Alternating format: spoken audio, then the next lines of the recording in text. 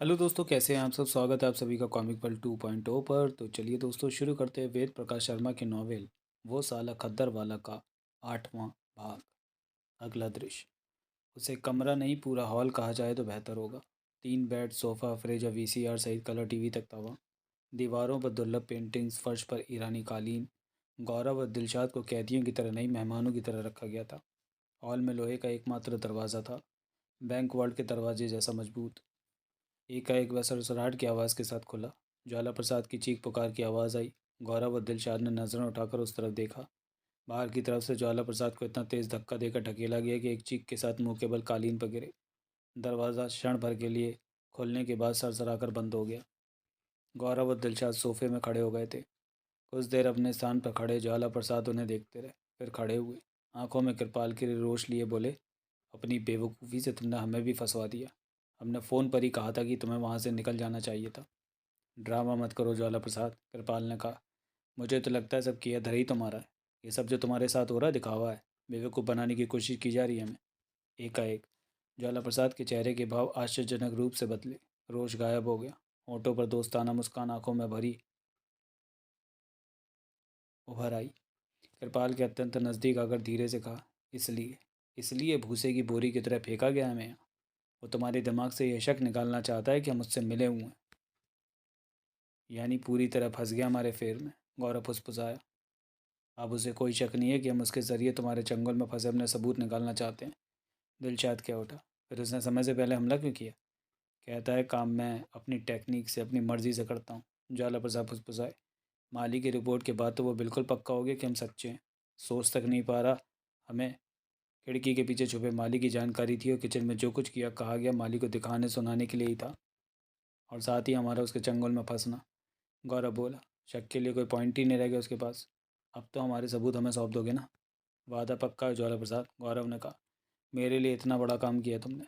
मैं कितना फ़ायदा उठा चुका हूँ तुम्हारे एकमात्र गुनाह का। यहाँ से निकलते वक्त वे सारे सबूत सौंप दूंगा।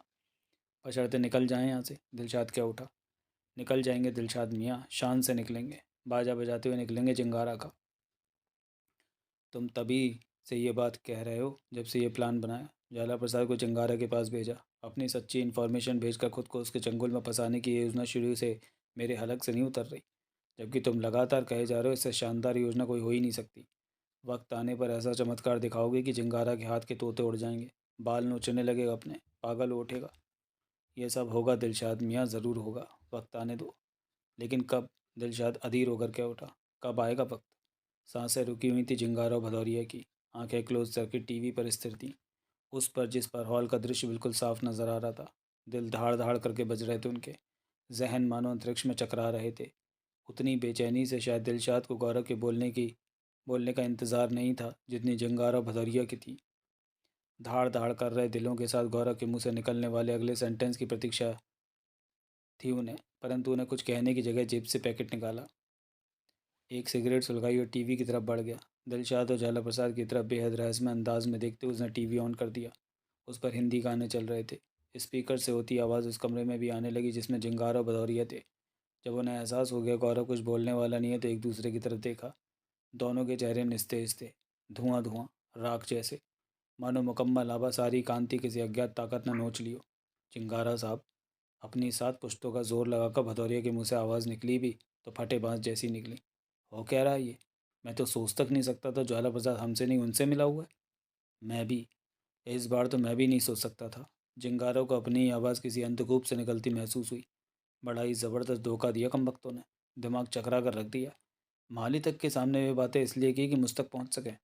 सचमुच बेहद घुटा हुआ लड़का है ये तो जान गया था कि इसे खुलकर खेलने की आदत है, लेकिन ऐसा धोखा पहले कभी नहीं खाया। हद कर दी इसने तो। अब सवाल यह है जंगारा साहब, खुद को हमारे चंगुल में उसने फंसाया क्यों है? क्या प्लान है उसके दिमाग में? ऐसा कौन सा चमत्कार दिखाने वाला है कि आपका बाजा बजाकर यहाँ से निकल जाएगा? भरपूर कोशिश के बावजूद चिंगारा के मुंह से आवाज़ न निकल सकी। अगला दृश्य। हालत तो डायना की घर से निकलते वक्त ही खस्ता थी। किसी तरह कांपती कांपती बैंक पहुंची। स्टाफ के साथ वैसा हंसी मजाक नहीं कर सकी जैसा सामान्यतः किया करती थी। कई ने टोक भी दिया, क्या बात है डायना, कुछ फीकी फीकी सी हो आज। तबीयत ठीक न होने का बहाना बनाने के अलावा उसके पास कोई चारा नहीं था। आंखों के सामने बार बार कुर्सियों के साथ बंधे पति और बेटा चकरा जाते और चकरा उठता उन पर रिवॉल्वर ताने वह शख्स जो त्रिवेणी के मुताबिक सनकी था। डायना ने कई बार खुद को समझाया, करना ही क्या है मुझे, किसी को कुछ पता नहीं लगेगा। दिल को मजबूत किया, मगर अगले पल पुनः घबराहट होने लगती। उस वक्त तो दिल रबर की गेंद की मानद उछलने लगा जब पहला कस्टमर काउंटर पर आकर खड़ा हुआ। ऐसे मौके पर वह हमेशा मधुर मुस्कान के साथ कस्टमर का स्वागत करती थी। पूछती थी, कहिए क्या सेवा कर सकती हूँ आपकी। यह सब उसकी सर्विस का हिस्सा था, परंतु उसे भी ना निभा सकी वे। कस्टमर ने ही अभिवादन किया। पर्स से निकालकर अपना कार्ड उसकी तरफ बढ़ाया। कार्ड लिखा कंप्यूटर में डालने तक बुरी तरह कांप रहा था उसका हाथ। उस वक्त तक उसकी हालत खराब ही रही जब तक स्क्रीन पर लॉकर नंबर और कोड ना चमकने लगा। वो नहीं था जिसके लिए त्रिवेणी ने कहा था। राहत की ऐसी सांस ली उसने जैसे माँ ने बेटे को कोमा से बाहर आते देख कर लियो। कार्ड को कंप्यूटर से निकाल कर वापस कस्टमर को दिया। कॉम्बिनेशन कार्ड निकाला और काउंटर से उठकर बेसमेंट की तरफ बढ़ गई। उसकी ऐसी हालत पहले कस्टमर पर ही नहीं, हर नए कस्टमर पर हुई। शांति तब मिलती जब स्क्रीन पर नंबर और कोड देख लेती। बेहद नज़दीक खंबे की तरह खड़े सुरक्षाकर्मी ने अंततः कह ही दिया, आज आपकी तबीयत कुछ ज़्यादा ही ख़राब है मैडम। नहीं तो, उसने कहा, इतनी ख़राब भी नहीं। सुरक्षाकर्मी जो पहले ही कम बोलता था चुप रह गया। डायना समझ चुकी थी, उसके जवाब से संतुष्ट नहीं हुआ था वो। उसे लगा, मैं ज़रूरत से ज़्यादा नर्वस होती जा रही हूँ। खुद को ना संभाला तो बेवजह शक के दायरे में कैद हो जाऊंगी। त्रिवेणी यहाँ जो भी कुछ करने वाली है थोड़ा बहुत बखेड़ा हो गई। अगर इस सुरक्षाकर्मी ने बाद में उस बखेड़े से मेरी वर्तमान हालत को मिलाकर देखा तो ना फंसती तो फंस जाऊंगी। ऐसा सोचकर उसने कुछ परसेंट खुद को संभाला, नियंत्रित किया। फिर एक साथ दो कस्टमर काउंटर पर आए। तब तक वह इतने कार्ड कंप्यूटर में डाल चुकी थी कि पहले कार्ड जितनी घबराहट नहीं हो रही थी। उसने दो में से एक का कार्ड कंप्यूटर में डाला, वो भी वो नहीं था। राहत की सांस लेती बोली, अगर आपको आपत्ति ना हो तो आप दोनों एक साथ ऑपरेट कर लें। दोनों एक दूसरे की तरफ देखकर मुस्कुराए। एक ने कहा, हम आई साथ हैं। ओके कहने के साथ उसने दूसरा कार्ड कंप्यूटर में डाला और धक्का। उस एक क्षण के लिए दिल धड़कना बंद करके मानो किसी गहरे कुएं में गिर गया। स्क्रीन पर लिखा था, नंबर के 1261 कोड मवाली। स्क्रीन की तरफ यूं देखती रह गई वे जैसे अचानक पत्थर मूर्ति में तब्दील हो गई हो। आंखें स्थिर थीं, जैसे जो कुछ वो देख रही थी दिमाग को वो मैसेज न मिल पा रहा हो। हिल-डुल तक नहीं सकी वो। यकीन ही नहीं आ रहा था ये वही नंबर है। हालत ऐसी हो गई जैसे शेर के सामने पड़ने ही हिरनी की हो जाती है। अंततः कस्टमर को कहना पड़ा, क्या हुआ मैडम। तंद्रा भंग हुई, गहरी मूर्छा से बाहर आई हो जैसे। ठीक तो हैं आप, दूसरे ने पूछा। सुरक्षाकर्मी ने कहा, मैं सुबह से देख रहा हूँ मैडम की तबीयत ठीक नहीं है। सॉरी कहने के साथ डायना ने कांपती उंगली से बटन दबाया, कार्ड बाहर आ गया। उसे कस्टमर को देते वक्त रोकने की लाख चेष्टाओं के बावजूद हाथ 100 साल के बूढ़े के हाथ की तरह कांप रहा था। अपनी घबराहट छुपाने की खातिर डायना ने कॉम्बिनेशन कार्ड खंगालने शुरू किए। हालांकि अपने काम की वह इतनी एक्सपर्ट हो गई थी कि हाथ उसी कॉम्बिनेशन कार्ड पर पड़ता जिसकी ज़रूरत होती थी। परंतु इस वक्त इच्छित कार्ड को भूसे के ढेर से सुई की तरह ढूंढ रही थी। अंततः वह मिला। उठती हुई बोली, चलिए, आपको घर जाकर आराम करना चाहिए। उसी ने कहा जिसके पास मवाली वाला कार्ड था। करीब 6 फुट लंबा वो एक तंदुरुस्त सांवला युवक था। बड़ी बड़ी आंखें, पतले होठ, मुस्कान ऐसी जैसे दांत भींचकर किसी पर गुर्राने की तैयारी कर रहा हो। उसके साथ जो युवक था वह स्विस था। कुर्सी से खड़ी होती डायना ने महसूस किया टांगें बुरी तरह काँप रही हैं। शरीर का बोझ नहीं संभाल पा रही हैं वे। दिल यूं पसलियों से सिर टकरा टकरा कर तड़प रहा था जैसे माँ बच्चे की लाश पर बिलख रही हो। इस सब के बावजूद काउंटर के पीछे से निकली, गैलरी में आई और बेसमेंट के जीने की तरफ बढ़ गई। अपनी लड़खड़ाहट छुपाने के लिए उसे उतनी ही कोशिश करनी पड़ रही थी जितनी पहले दिन चलना सीख रहे शिशु को करनी पड़ती है। दोनों कस्टमर उसके पीछे थे। बैंक की बाकी सब गतिविधियां सामान्य थीं, वैसे ही जैसी रोज़ हुआ करती थी। मगर डायनो को सब कुछ बदला बदला सा लग रहा था। अजनबी पंसा, जैसे अपरिचित माहौल में फंस गई हो। जीने के ऊपरी सिरे पर तैनात सुरक्षा कर्मियों के नज़दीक पहुंचने वाली थी वो। तभी ध्यान आया, मोबाइल पर सिग्नल भी तो देना। हे गॉड, कैसे देख क्या करे, किसी ने देख लिया तो। नहीं, ऐसा कुछ नहीं करना चाहिए उसे। नौकरी चली जाएगी, मुमकिन है जेल की हवा भी खानी पड़े। कुर्सी से बंधे पति और बेटा आंखों के सामने चकराए। उन पर रिवॉल्वर ताने एक सनकी आदमी। चेहरा पसीने पसीने हो गया। ख्यालों में दो गोलियां चली, धाएं धाएं। पति और बेटा लुढ़क गए। डायना की आंखों के सामने अंधेरा छा गया। सीढ़ियों पर पहुंच चुकी वह लुढ़कने ही वाली थी कि उसे इस कस्टमर ने संभाला। क्या हुआ मैडम। कुछ नहीं। उसने अपने चकराते दिमाग को नियंत्रित करने की कोशिश की। दूसरा बोला, आपकी तबीयत कुछ ज़्यादा ही ख़राब है, सचमुच छुट्टी लेकर घर चली जानी चाहिए। कांपती टांगों से सीढ़ियां उतरती डायना ने स्कर्ट की जेब में हाथ डाला। मोबाइल उसकी मुट्ठी में आ गया। अंगूठा ग्रीन बटन को टटोलने लगा। वो रात भर बगैर देखे उस बटन को दबाने की प्रैक्टिस करती रही थी। अगला दृश्य, सिग्नल मिल गया। सरदार बनी त्रिवेणी खुशी से उछल पड़ी। चलो फ्रैंको, जल्दी। ड्राइविंग सीट पर बैठे फ्रैंको ने तुरंत इग्निशन में फंसी चाबी घुमा दी। रॉल्स रॉयस स्टार्ट होकर एक झटके से आगे बढ़ गई। मोबाइल ऑफ करके त्रिवेणी ने सिर पर मौजूद पगड़ी ठीक की, चेहरे पर लगी घनी दाढ़ी मूंछ को चेक किया, दाईं आंख के नीचे मौजूद बड़े से मस्से को ठीक से चिपकाया, कोट की जेब से 0 नंबर के सफ़ेद ग्लास वाला चश्मा निकालकर आंखों पर चढ़ाया। नथनों में फंसे स्प्रिंग्स उसकी नाक को चौड़ा किए हुए थे। कॉन्टैक्ट लेंस के कारण आंखें काली नजर आ रही थीं। उस वक्त वह बैक व्यू मिरर को अपनी तरफ घुमाते संपूर्ण मेकअप को एक बार फिर ठीक कर रही थी, जब शोफर की ड्रेस पहने ड्राइव करते फ्रैंको ने कहा, संभल कर त्रिवेणी जी, बैंक के बाहर वे काफ़ी संख्या में हैं। तुम्हारे हिस्से के हैं वे? मेरे हिस्से का तो वह अकेला है जो इस वक्त बैंक में होगा। हम बैंक के नज़दीक पहुंच चुके हैं। रफ्तार कम करो। ज़्यादा स्पीड दुश्मन को ही नहीं, सामान्य लोगों का ध्यान भी हमारी तरफ आकर्षित कर सकती है। वैसे भी जहाँ से हम नज़र रखे हुए थे वहाँ से चले केवल आधा मिनट हुआ है। फ्रैंको ने एक्सीलेटर पर पैर हल्का कर दिया। बैंक के गेट पर रुकते वक्त गाड़ी की रफ्तार पूरी तरह सामान्य थी। दरवाज़ा खोलकर उतरती त्रिवेणी ने कहा, पार्किंग में रहना मुस्तैद, पता नहीं किन हालात में बाहर निकलूं। फ्रैंको ने बगैर कुछ कहे गाड़ी आगे बढ़ा दी। त्रिवेणी मर्दाना चाल से चलती हुई बैंक में दाखिल हुई। सब कुछ सामान्य था वहाँ। लॉकर इंचार्ज वाले काउंटर की तरफ बढ़ी। डायना सीट पर नहीं थी। त्रिवेणी समझ गई अभी वो उसके शिकार को बेसमेंट में छोड़कर लौटी नहीं होगी। त्रिवेणी ने काउंटर के नज़दीक खड़े सुरक्षाकर्मी की तरफ देखकर कहा है वाले अंदाज में नकली भाव में मटकाती। सुरक्षाकर्मी ने मुंह से कुछ कहने की जगह जीने की तरफ इशारा कर दिया। सीढ़ियाँ चढ़कर डायना भी अभी ऊपर पहुंची थी। त्रिवेणी ने उस तरफ देखा तो अंदर ही अंदर चिंतित हो उठी। डायना की हालत कोलू के दूसरी तरफ से निकल रहे गन्ने की तरह नजर आ रही थी, ऐसे ही जैसे उसका सारा रस निचोड़ लिया गया हो। चेहरे का फीकापन, उस पर उड़ती हवाइयाँ और कदमों की लड़खड़ाहट ने त्रिवेणी को बता दिया कि डायना की अंदरूनी हालत क्या है।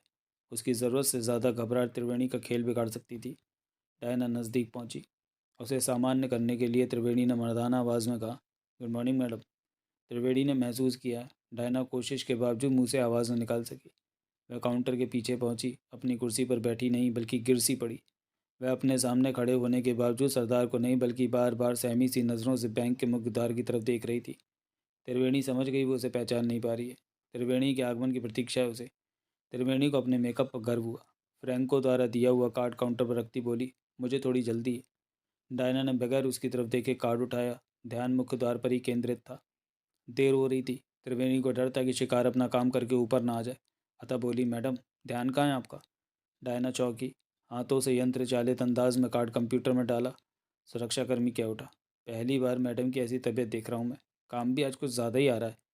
किसी ने कोई टिप्पणी नहीं की। डायना का ध्यान भले ही सरदार पर नहीं था, परंतु हाथ पैर और दिमाग ठीक उसी तरह काम करते रहे जैसे ड्राइविंग करते आदमी के करते रहते हैं। ज़रा सी देर हुई तो त्रिवेणी ने पुनः टोक दिया, टाइम रहते मुझे कहीं पहुंचना है मैडम। चलिए, उसने कॉम्बिनेशन कार्ड निकालते हुए कहा। काउंटर से बाहर आते वक्त भी डायना का ध्यान मुख्य द्वार की तरफ ही था। गैलरी में उसके साथ चलती त्रिवेणी ने पूछा, आपको किसी का इंतज़ार है क्यों? नहीं तो वो यूं उछल पड़ी जैसे चोरी करते रंगे हाथों पकड़ी गई हो। मुझे किसका इंतज़ार होता? बार बार दरवाजे की तरफ देख रही है ना आप? डायना चाहकर भी जवाब न दे सकी। जीने के ऊपरी द्वार पर खड़े सुरक्षा कर्मियों के पास से गुजरने तक त्रिवेणी भी चुप रही। सीढ़ियाँ उतरते वक्त अपनी ओरिजिनल आवाज़ में बोली, मोबाइल मुझे दो। और यूं उछल पड़ी डायना जैसे आसपास बम फटा हो। इस बम से ठीक उसी तरह उसके दिमाग के परखच्चे उड़ गए जैसे बारूद के बम से जिस्म के उड़ जाते हैं। लड़खड़ाकर सीढ़ियों से गिरने वाली थी कि त्रिवेणी ने संभाला। कहा, क्या बेवकूफ़ी कर रही हो डायना? जो हालत तुमने बना रखी है वो तुम्हें गंभीर मुसीबत में डाल सकती है। संभालो खुद को। डायना इस वक्त भी उसकी बाहों में इस तरह झूल रही थी कि यदि वह बाहें हटा ले तो सीढ़ियों पर लुढ़कती हुई सीधे नीचे जा गिरती। सरदार बनी त्रिवेणी को इस तरह देख रही थी वो जैसे बुरी तरह बीमार शख्स किसी अजूबे को देख रहा हो। त्रिवेणी ने कहा, डरो मत। गुंजालो तुम्हारा बेटा बिल्कुल ठीक है। डायना को संभली। जल्दी से मोबाइल दो वरना तुम फंस जाओगी। डायना ने इस तरह मोबाइल जेब से निकाल कर उसे पकड़ाया जैसे बिच्छू हो। त्रिवेणी ने उसे फुर्ती से कोट की जेब में डालते हुए पूछा, वो अभी नीचे है? कंठ सूखा होने के कारण उसने गर्दन हिलाकर हाँ कहा। क्या इस वक्त अकेला है? डायना ने गर्दन हिलाकर इनकार कर दिया। त्रिवेणी ने पूछा, कितने हैं? दो। एक छोटा सा लफ्ज़ वह बड़ी मुश्किल से बोल सकी। आंखें सिकुड़ गईं त्रिवेणी की। मुंह से निकला, सात तो नहीं आए? उसने हाँ में गर्दन हिलाई। झुंझला उठी त्रिवेणी। अधीर स्वर में पूछा, स्पष्ट जवाब दो, वे साथ आए या अलग अलग? साथ। त्रिवेणी को लगा डायना ज़रूरत से ज़्यादा पस्त है। टाइम बेवजह वेस्ट हो रहा है और नीचे जो कुछ होने वाला है उसे देखकर तो डायना शायद खुद पर से वह नियंत्रण भी खो बैठे जो बनाए हुए। अतः बोली, तुम जाओ। लॉकर? मुझे कोई लॉकर नहीं खोलना। यहीं से लौट जाओ और आराम से जाकर अपनी सीट पर बैठो। नियंत्रित करो खुद को। ऐसा कुछ नहीं होने वाला जिससे तुम्हें परेशानी हो। अपनी बेवकूफ़ी से संकट में मत फंसा लेना खुद को। डायना अंतरिक्ष में तैर रहे अपने दिमाग को वापस खींचकर अपने सिर में फिक्स करने की कोशिश कर रही थी। अगला दृश्य। स्मिथ कार्ड कंप्यूटर में डालते सांवले युवक ने कहा, तुम्हें कुछ एबनॉर्मल नहीं लगी लॉकर इंचार्ज? हमें क्या लेना उससे? सो इस युवक जो असल में स्मिथ ने कहा, जल्दी से लॉकर खोलो। इस क्यूरियोसिटी ने मेरी भी खोपड़ी हवा कर रखी है कि लॉकर में आखिर ऐसा क्या है जिसने इंडिया से लेकर यहाँ तक हंगामा खड़ा कर रखा है। एक तरफ बाबा खान ने इसे ऑपरेट करने तुम्हें भेजा है, दूसरी तरफ इसका सामान हथियाने रॉ की जासूस आ चुकी है। कंप्यूटर का एक बटन दबाता सांवला युवक बोला, होगी तो कोई कीमती वस्तु। कनेक्टेड लॉकर स्वतः दराज की तरह बाहर आ गया। इसमें सांवले युवक से पहले उस पर झपटा, हाथ डालकर लॉकर में मौजूद प्लास्टिक का थैला निकाला। Sorry Smith. थैला उसके हाथ से झपटते सांवले युवक ने कहा, बाबा खान का हुक्म है, अपने अलावा मैं उसे किसी को हाथ न लगाने दूँ। देख ही तो रहा हूँ यार, सिर्फ क्यूरियोसिटी के कारण। माल तुम्हारा है, तुम्हारा रहेगा। देखते हैं। कहने के साथ युवक ने थैले में हाथ डाला। एक डिब्बा निकला। युवक ने उसे उलट पलट कर देखा। डिब्बा सील्ड था। स्मिथ ने कहा, खोलो इसे। नहीं खोल सकते, सील्ड है, बाबा खान को पता लग जाएगा। तो क्या हुआ? इसे खोलकर देखने की इजाज़त नहीं है मुझे, युवक ने कहा। हुक्म दिया गया है कि लॉकर से जो भी जिस हालत में मिले उसे लेकर उनके पास पहुंच जाऊं। क्या पता लगेगा? ऐसा ही सील वापस लगा देंगे। एल्विन कॉन्गो के सामने चल जाती होगी तुम लोगों की हेरा फेरी। डिब्बे को वापस थैले में डालते सांवले युवक ने कहा, बाबा खान वह भी जान लेते हैं जो आदमी ने ऐसे सोचा हो, किया कभी हुई नहीं। केवल सोची हुई बात भला किसी को कैसे पता लग सकती है? लग जाती है, बाबा खान को लग जाती है हमारे। कहने के साथ युवक मुस्कुराया। काला जादू जानते हैं वे? इसमें ने कंधे उचकाकर कहा, ओके। युवक ने कंप्यूटर से कार्ड निकाला। ऑटोमेटिक लॉकर दराज की तरह वापस बंद हो गया। युवक थैला इस तरह संभाले हुए था जैसे माँ बच्चे को संभालती है। वापस जाने के लिए दरवाजे की तरफ मुड़े ही थे कि सरदार अंदर दाखिल हुआ। ये कोई ऐसी घटना नहीं थी जिससे उन्हें खतरे का आभास होता। बहरहाल कोई भी अपना लॉकर ऑपरेट करने आ सकता था, परंतु अगले ही पल स्मिथ को खतरे का आभास हुआ।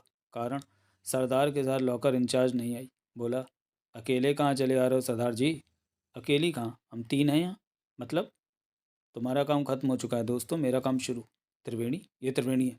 लगभग चीखते हुए स्मिथ का हाथ अपनी जेब की तरफ रेंगा। पिट पिट। चमत्कारिक ढंग से त्रिवेणी के हाथ में नजर आ रही साइलेंसर युक्त रिवॉल्वर से दो गोलियां चलीं। दोनों स्मिथ के सीने में धंस गईं। पलक झपकते ही लहूलुहान हुआ वह चीख के साथ फर्श पर गिरा। जेब में पहुंच चुका हाथ जेब ही में रह गया था। सांवले युवक ने तेजी से अपना रिवॉल्वर निकालना चाहा। खबरदार। त्रिवेणी के हलक से गुर्राहट निकली। मरना नहीं चाहते हो तो हाथ ऊपर उठा लो। युवक को लगा चाहे जो कर ले वह त्रिवेणी की गोली चलने से पूर्व रिवॉल्वर नहीं निकाल सकेगा। केवल मरने के लिए कोशिश करने में कोई फ़ायदा नजर नहीं आया। त्रिवेणी की चौकस नज़र बराबर उसी पर थी। बोली, थैला मेरी तरफ उछालो। ऐसा नहीं कर सकता था। मतलब था बाबा कान के हाथों मरना। त्रिवेणी के अलग से हिंसक गुर्राहट निकली। जो कहा गया है वो करो। युवक ने सोचा, बाबा खान के हाथों मरने से बेहतर है एक चांस लेते हुए इसी के हाथों मरना। और चांस लेने की खातिर उसने थैला कुछ इस तरह त्रिवेणी के चेहरे की तरफ फेंका कि वह हड़बड़ा जाए। परंतु त्रिवेणी ने फुर्ती से खुद को थैले से बचाते हुए फायर कर दिया। चीख के साथ ढेर हो गया वो। अब देर करनी त्रिवेणी ने मुनासिब नहीं समझी। झपट कर थैला उठाया और लॉकर रूम से बाहर जंप लगा दी। रिवॉल्वर जेब में डाला। बाहर आकर लॉकर रूम का वॉल्ट जैसा भारी दरवाज़ा बाहर से बंद कर दिया। जीने की तरफ मुड़ी ही थी कि ऐसी आवाज़ सुनी जैसे कुछ लोग नीचे आ रहे हो। त्रिवेणी झपट कर सीढ़ियों के नीचे छिप गई। अंदर युवक के प्राण अभी उड़े नहीं थे। दरवाज़ा बंद होते ही बची कुची शक्ति समेटकर स्मिथ की लाश पर झपटा। उसके कोट की जेब से मोबाइल निकाला और दर्द से तड़पते हुए रीडायल वाला बटन दबा दिया। दूसरी तरफ से रिंग जाते ही मोबाइल ऑन कर दिया गया। युवक ने बड़ी मुश्किल से कहा, मर रहा हूँ सरदार, सरदार नहीं है। अगला दृश्य। अरे, सीढ़ियों के नीचे छिपी त्रिवेणी ने मर्दानी आवाज़ सुनी, लॉकर रूम का दरवाज़ा बाहर से बंद क्यों है? जवाब में कोई आवाज़ नहीं उभरी। दो आदमियों की बचाव लगातार नीचे आ रही थी। त्रिवेणी ने थैला कोट की जेब में सरकाया, रिवॉल्वर निकालकर हाथ में ले लिया। करीब 30 वर्षीय व्यक्ति दरवाजे के नज़दीक आकर रुक गया। वापस सीढ़ियों की तरफ देखता बोला, इसे खोलो मैडम, आज क्या सुबह से मैं पहला कस्टमर आया हूँ? मुझे कुछ गड़बड़ लगती है, कहती हुई डायना भी त्रिवेणी की आंखों की रेंज में आई। वापस चलें? वापस मतलब लॉकर नहीं खुलवाएंगी मेरा? असल में उधर डायना ने कुछ कहना चाहा, इधर त्रिवेणी चीते की सी तेजी से मर्द पर झपटी। पलक झपकते ही उसके रिवॉल्वर का दस्ता मर्द की कनपट्टी से टकराया। इधर वह लहरा कर गिरा, उधर चीखने के लिए डायना का मुंह खुला। त्रिवेणी ने झपट कर उसके खुले मुंह पर अपना हाथ कुकर की ढक्कन की तरह रखा। डायना कुछ कहने के लिए फड़फड़ाई। त्रिवेणी को लगा समय बर्बाद करना ठीक नहीं होगा। नज़र उस जीने पर डाली जो एक मोड़ के बाद ऊपर चला गया था। एक हाथ से डायना का मुंह दबोचे, दूसरे हाथ से रिवॉल्वर के दस्ते का वार उसकी कनपट्टी पर किया। उसका जिस्म त्रिवेणी की बाहों में झूल गया। त्रिवेणी ने उसे फर्श पर डाला, जेब से मोबाइल निकालकर नंबर रिंग किया। दूसरी तरफ से फ्रैंको की हेलो बरती बोली, गाड़ी बैंक गेट पर लाओ। जवाब का इंतज़ार किए बगैर उसने मोबाइल ऑफ कर दिया। रिवॉल्वर सहित उसे जेब में डाला और कलांचे सी मार कर जीने के मोड़ पर पहुंची। वहां के बाद सामान्य अंदाज में सीढ़ियां चढ़नी शुरू की, क्योंकि उन सीढ़ियों के ऊपर खड़े सुरक्षाकर्मी देख सकते थे। उनसे नजरें मिलते ही होठों पर सरदार वाली मुस्कान बिखरी। उनमें से एक मुस्कुराया, दूसरे ने इसकी भी ज़रूरत नहीं समझी। उनके पास से गुजरते हुए त्रिवेणी ने एक गार्ड को दूसरे से कहते सुना, वो जो 2 कस्टमर साथ गए थे उन्हें गए 5 मिनट से ज़्यादा हो गए। चले नीचे, दूसरे ने पूछा। उनसे आगे निकल गई। त्रिवेणी ने कनखियों से देखा, सुरक्षा कर्मियों ने सीढ़ियाँ उतरनी शुरू कर दी थीं। मुख्य द्वार की तरफ बढ़ रही त्रिवेणी ने चाल तेज कर दी। बैंक का माहौल अभी तक सामान्य था, परंतु वह समझ चुकी थी कि अगले कुछ पलों में कुछ भी सामान्य नहीं रहना। सुरक्षा कर्मियों की नज़र लॉकर रूम के बाहर पड़े जिस्मों पर पड़ने की देर थी कि हंगामा मच जाना था वहाँ। मगर हंगामा उस तरफ से नहीं मचा। हंगामा त्रिवेणी की सभी शंकाओं के विपरीत मुख्य द्वार की तरफ से मचा। हंगामा भी ऐसा जिसकी किसी ने कल्पना नहीं की। धाए धाए धाए! अचानक बैंक के बाहर फायरिंग शुरू हो गई। चीखों पुकार मच गई। आंधी तूफान की तरह 10-12 हथियारबंद गुंडे बैंक के अंदर घुस आए। त्रिवेणी ने फुर्ती के साथ खुद को एक लॉकर के नीचे छुपा लिया। उनका मुकाबला करना बेवकूफ़ी थी। ये बेवकूफ़ी सुरक्षाकर्मियों ने की और कई को कीमत देकर चुकानी पड़ी। कई गुंडे भी गोलियों का शिकार होकर दाएं बाएं लुढ़के। बाकियों को अपने साथियों की मौत की कोई परवाह नहीं थी। त्रिवेणी के नज़दीक से भागते दौड़ते निकल गए थे। उसने एक गुंडे को बैंक कर्मी से पूछते सुना, सरदार कहाँ है? कौन सरदार? जवाब पूरा नहीं हो पाया। गोली मार दी गई उसे। चीख के साथ बैंक कर्मी ढेर हो गया। गुंडे सीढ़ियों की तरफ दौड़ लाए थे। त्रिवेणी समझ गई उन्हें उसी की तलाश है। पगड़ी नहीं, नकली दाढ़ी, मूंछ, मस्सा, चश्मा तक उतार कर काउंटर फर्श के नीचे ठूस दिया। झुकी झुकी तेजी से मुख्य द्वार की तरफ भागी। द्वार पर सुरक्षाकर्मियों की लाशें बिखरी पड़ी थी। बैंक के अंदर हंगामा मचा हुआ था। उसी क्षण टायरों की ज़बरदस्त चरमराहट के साथ गेट के ठीक सामने रोल्स रॉय आकर रुकी। त्रिवेणी एक ही जम में उसके नज़दीक पहुंची। रट रट रट! विपरीत दिशा से गोलियों की बौछार सी हो रही गाड़ी पर, मगर सभी गोलियां उसके कांच और बॉडी से टकराकर बिखर गईं। सभी संभावनाओं पर गौर करते फ्रैंको ने बुलेट प्रूफ गाड़ी का इंतजाम किया था। त्रिवेणी दरवाज़ा खोलकर फुर्ती से अंदर दाखिल हुई। ड्राइविंग सीट पर बैठे फ्रैंको ने गाड़ी गन से निकली गोली की तरह आगे बढ़ा दी। गोलियों की एक और बार गाड़ी से टकराकर छितरा गई। मेन रोड पर पहुंचकर फ्रैंको ने कहा, उन्हें कैसे पता चला तुम अंदर हो? क्या पता, त्रिवेणी ने कहा। फ्रैंको बैक व्यू मिरर पर नज़र डालता हुआ बोला, वे हमारे पीछे हैं। फिर काम हो गया? फ्रैंको ने पूछा। त्रिवेणी ने जेब से प्लास्टिक का थैला निकालकर दिखाया। हाँ, बस। फ्रैंको ने दांतों पर दांत जमाकर रफ्तार तेज़ की। अब कोई परवाह नहीं। त्रिवेणी ने थैला वापस जेब में रखने के साथ पीछे देखा। कई गाड़ियां सामान्य ट्रैफिक को चीरती हुई लपकी चली आ रही थीं। इधर फ्रैंको भी रॉल्स रॉयल की रफ्तार बढ़ाता चला गया। त्रिवेणी ने जेब से रिवॉल्वर निकाला, साइलेंसर हटाया और गोलियां भरनी शुरू कर दी। शायद इस सब की ज़रूरत ना पड़े। भीड़ को बड़ी सफाई से ओवरटेक करते हुए फ्रैंको ने कहा, मतलब मेरे कोट की बाई जेब में पाकिस्तान का टिकट है। पाकिस्तान का क्यों? इंडिया जाने वाले चिड़िया के बच्चे तक भी उनकी नज़र होगी। गुड, काफ़ी स्मार्ट हो तुम। त्रिवेणी मुस्कुराई। इतनी ही बातें हो पाई। पीछा कर रही गाड़ियों से पुनः फायरिंग हो गई। एक बार फिर सभी गोलियां बगैर करिश्मा दिखाए शहीद हो गईं। फ्रैंको बड़बड़ाया, बेवकूफ़ हैं साले। जब एक बार जान चुके हैं कि गाड़ी बुलेट प्रूफ है तो क्यों गोलियां ख़राब कर रहे हैं? शायद वे पुलिस का ध्यान हमारी गाड़ी की तरफ खींचना चाहते हैं। तुम्हें मंजिल पहुंचाने से पहले अब मैं किसी के बाप के कहने से रुकने वाला नहीं हूँ। मंजिल से मतलब? कुछ देर बाद हमारी गाड़ी एक नदी के पुल से गुजरेगी। तो उन्हें धोखा देने का सबसे बेहतरीन तरीका तुम्हारा नदी में कूद जाना। तुम्हारा क्या होगा? मेरी परवाह मत करो मैडम। एल्विन कांगो के आदमी हो या पुलिस, उन्होंने पकड़ भी लिया तो छूटना मुझे आता है। कैसे? छोड़ो, पुल आने वाला है। डिटेल में बताने का वक्त नहीं है। बस यूँ समझ लो, स्विट्ज़रलैंड में काम कर रहा हूँ तो यहाँ की तिकड़म मोह से भी वाकिफ़ हूँ। वैसे भी है ही क्या मेरे पास? कैसे साबित करेंगे मैंने कुछ किया है? त्रिवेणी चुप रह गई। तैयारी कर लो मैडम, फ्रैंको ने कहा, हम पुल पर पहुँचने वाले हैं। फ्रैंको, शानदार काम किया तुमने, हमेशा याद रहोगे। मुझे भी याद रहेंगे आप। कौन सी खूबी के कारण? फ्रैंको मुस्कुराया। बोला, बहुत खूबसूरत हैं आप। त्रिवेणी ने कुछ कहने के लिए मुंह खोला ही था कि गाड़ी पुल पर पहुंच गई। करीब 1 मील लंबा पुल था वो। गाड़ी जब पुल के बीच में पहुंच जाए तो कूद जाना। ओके। फ्रैंको ने मजाक किया। तैरना आता है ना? पता नहीं। त्रिवेणी भी हंसी। बचपन में नल के नीचे तैरा करती थी। अरे, अचानक फ्रैंको बुरी तरह चौंका, मुंह से घबराया स्वर निकला, रॉकेट लॉन्चर। त्रिवेणी की नज़र भी सामने से आ रही एक जीप पर पड़ चुकी थी। सचमुच उसके कांच पर एक शख्स रॉकेट लॉन्चर लिए खड़ा था। इस दृश्य को देखकर त्रिवेणी के समूचे जिस्म में झुरझुरी दौड़ गई। जीप उसी रफ्तार से उनकी तरफ आ रही थी जिस रफ्तार से रॉल्स रॉयस उनकी तरफ आ रही थी। फ्रैंको चीखा, कूदो मैडम, कूद जाओ, वे रॉकेट लॉन्चर से गाड़ी को उड़ाने वाले हैं। फ्रैंको तुम, जल्दी मैडम। ठाएं! एक भयंकर विस्फोट। त्रिवेणी ने दरवाज़ा खोलकर हवा में जंप लगा दी। अभी वह हवा में ही थी कि एक और ज़बरदस्त विस्फोट हुआ। पलक झपकते ही उसने अपने आसपास रॉल्स रॉयस के जलते हुए टुकड़े हवा में सनसनाते देखे। दिमाग में एक ही ख्याल उभरा, क्या हुआ फ्रैंको का? क्या वो इस दुनिया में नहीं है? जवाब मिलने से पहले वो छपाक की आवाज़ के साथ पानी से टकराई। सारे विचार पानी की गहराई में डूबते चले गए। अगला दृश्य। फ्रैंको मारा गया बाबा खान। एल्विन कांगो ट्रांसमीटर पर कह रहा था, मगर लड़की निकल गई। काफ़ी तलाश करने के बावजूद दोबारा नज़र नहीं आई। हमारे आदमियों ने उसे नदी में कूदते देखा था। लॉकर का सामान भी उसी के पास होगा। उम्मीद तो यही है। बाबा खान का खुश्क स्वर उभरा, यानी नाकाम हो गए आप। सॉरी बाबा खान, बहुत दुख है मुझे। आपने पहली बार कोई काम सौंपा, मेरे नाकारा आदमी उसे नहीं कर सके। अब हमसे तब बात करना जब कामयाब होना सीख जाओ। कहने के साथ दूसरी तरफ से संबंध काट दिया गया। अगला दृश्य। दिखा साले दिखा। जुनूनी अवस्था में गौरव के जिस्म पर हंटर बरसाता चिंगारा चीखा। दिखा कौन सा चमत्कार दिखाने वाला था मुझे। लहूलुहान हुए गौरव ने चीख कर एक बार पुनः वही कहा जो पहले भी कई बार कह चुका था। बाबा खान से बात करा चिंगारा, अपने बाप से बात करा मेरी। अगर तूने मुझे उससे बात किए बगैर मार डाला तो तबाह हो जाएगा बाबा खान, और उसकी तबाही का कारण तू होगा। तू। उनका नाम लेने से तू बच नहीं सकता हरामजादे। उनसे मतलब ही कुछ नहीं रह गया तेरा। तुझसे तुझे मेरे हवाले कर चुके हैं वे। जंग मेरे और तेरे बीच में। ये अधिकार मुझे है कि मैं तेरा क्या हाल करूं, और क्या मैं मार मार कर तुझे अधमरा कर दूंगा। तेरी तो अब लाश ही कदमों में गिरेगी बाबा खान के। कहने के साथ वह पुनः पिल पड़ा। हाथ बिजली की तरह चल रहा था। कांटेदार हंटर, या उसमें वो जो हर बार गौरव के जिस्म से खून और और खाल खींच लाता था। पिछले 15 मिनट से चल रहा था ये सब। होटल जन्नत के बेसमेंट व एक लंबा चौड़ा हॉल था।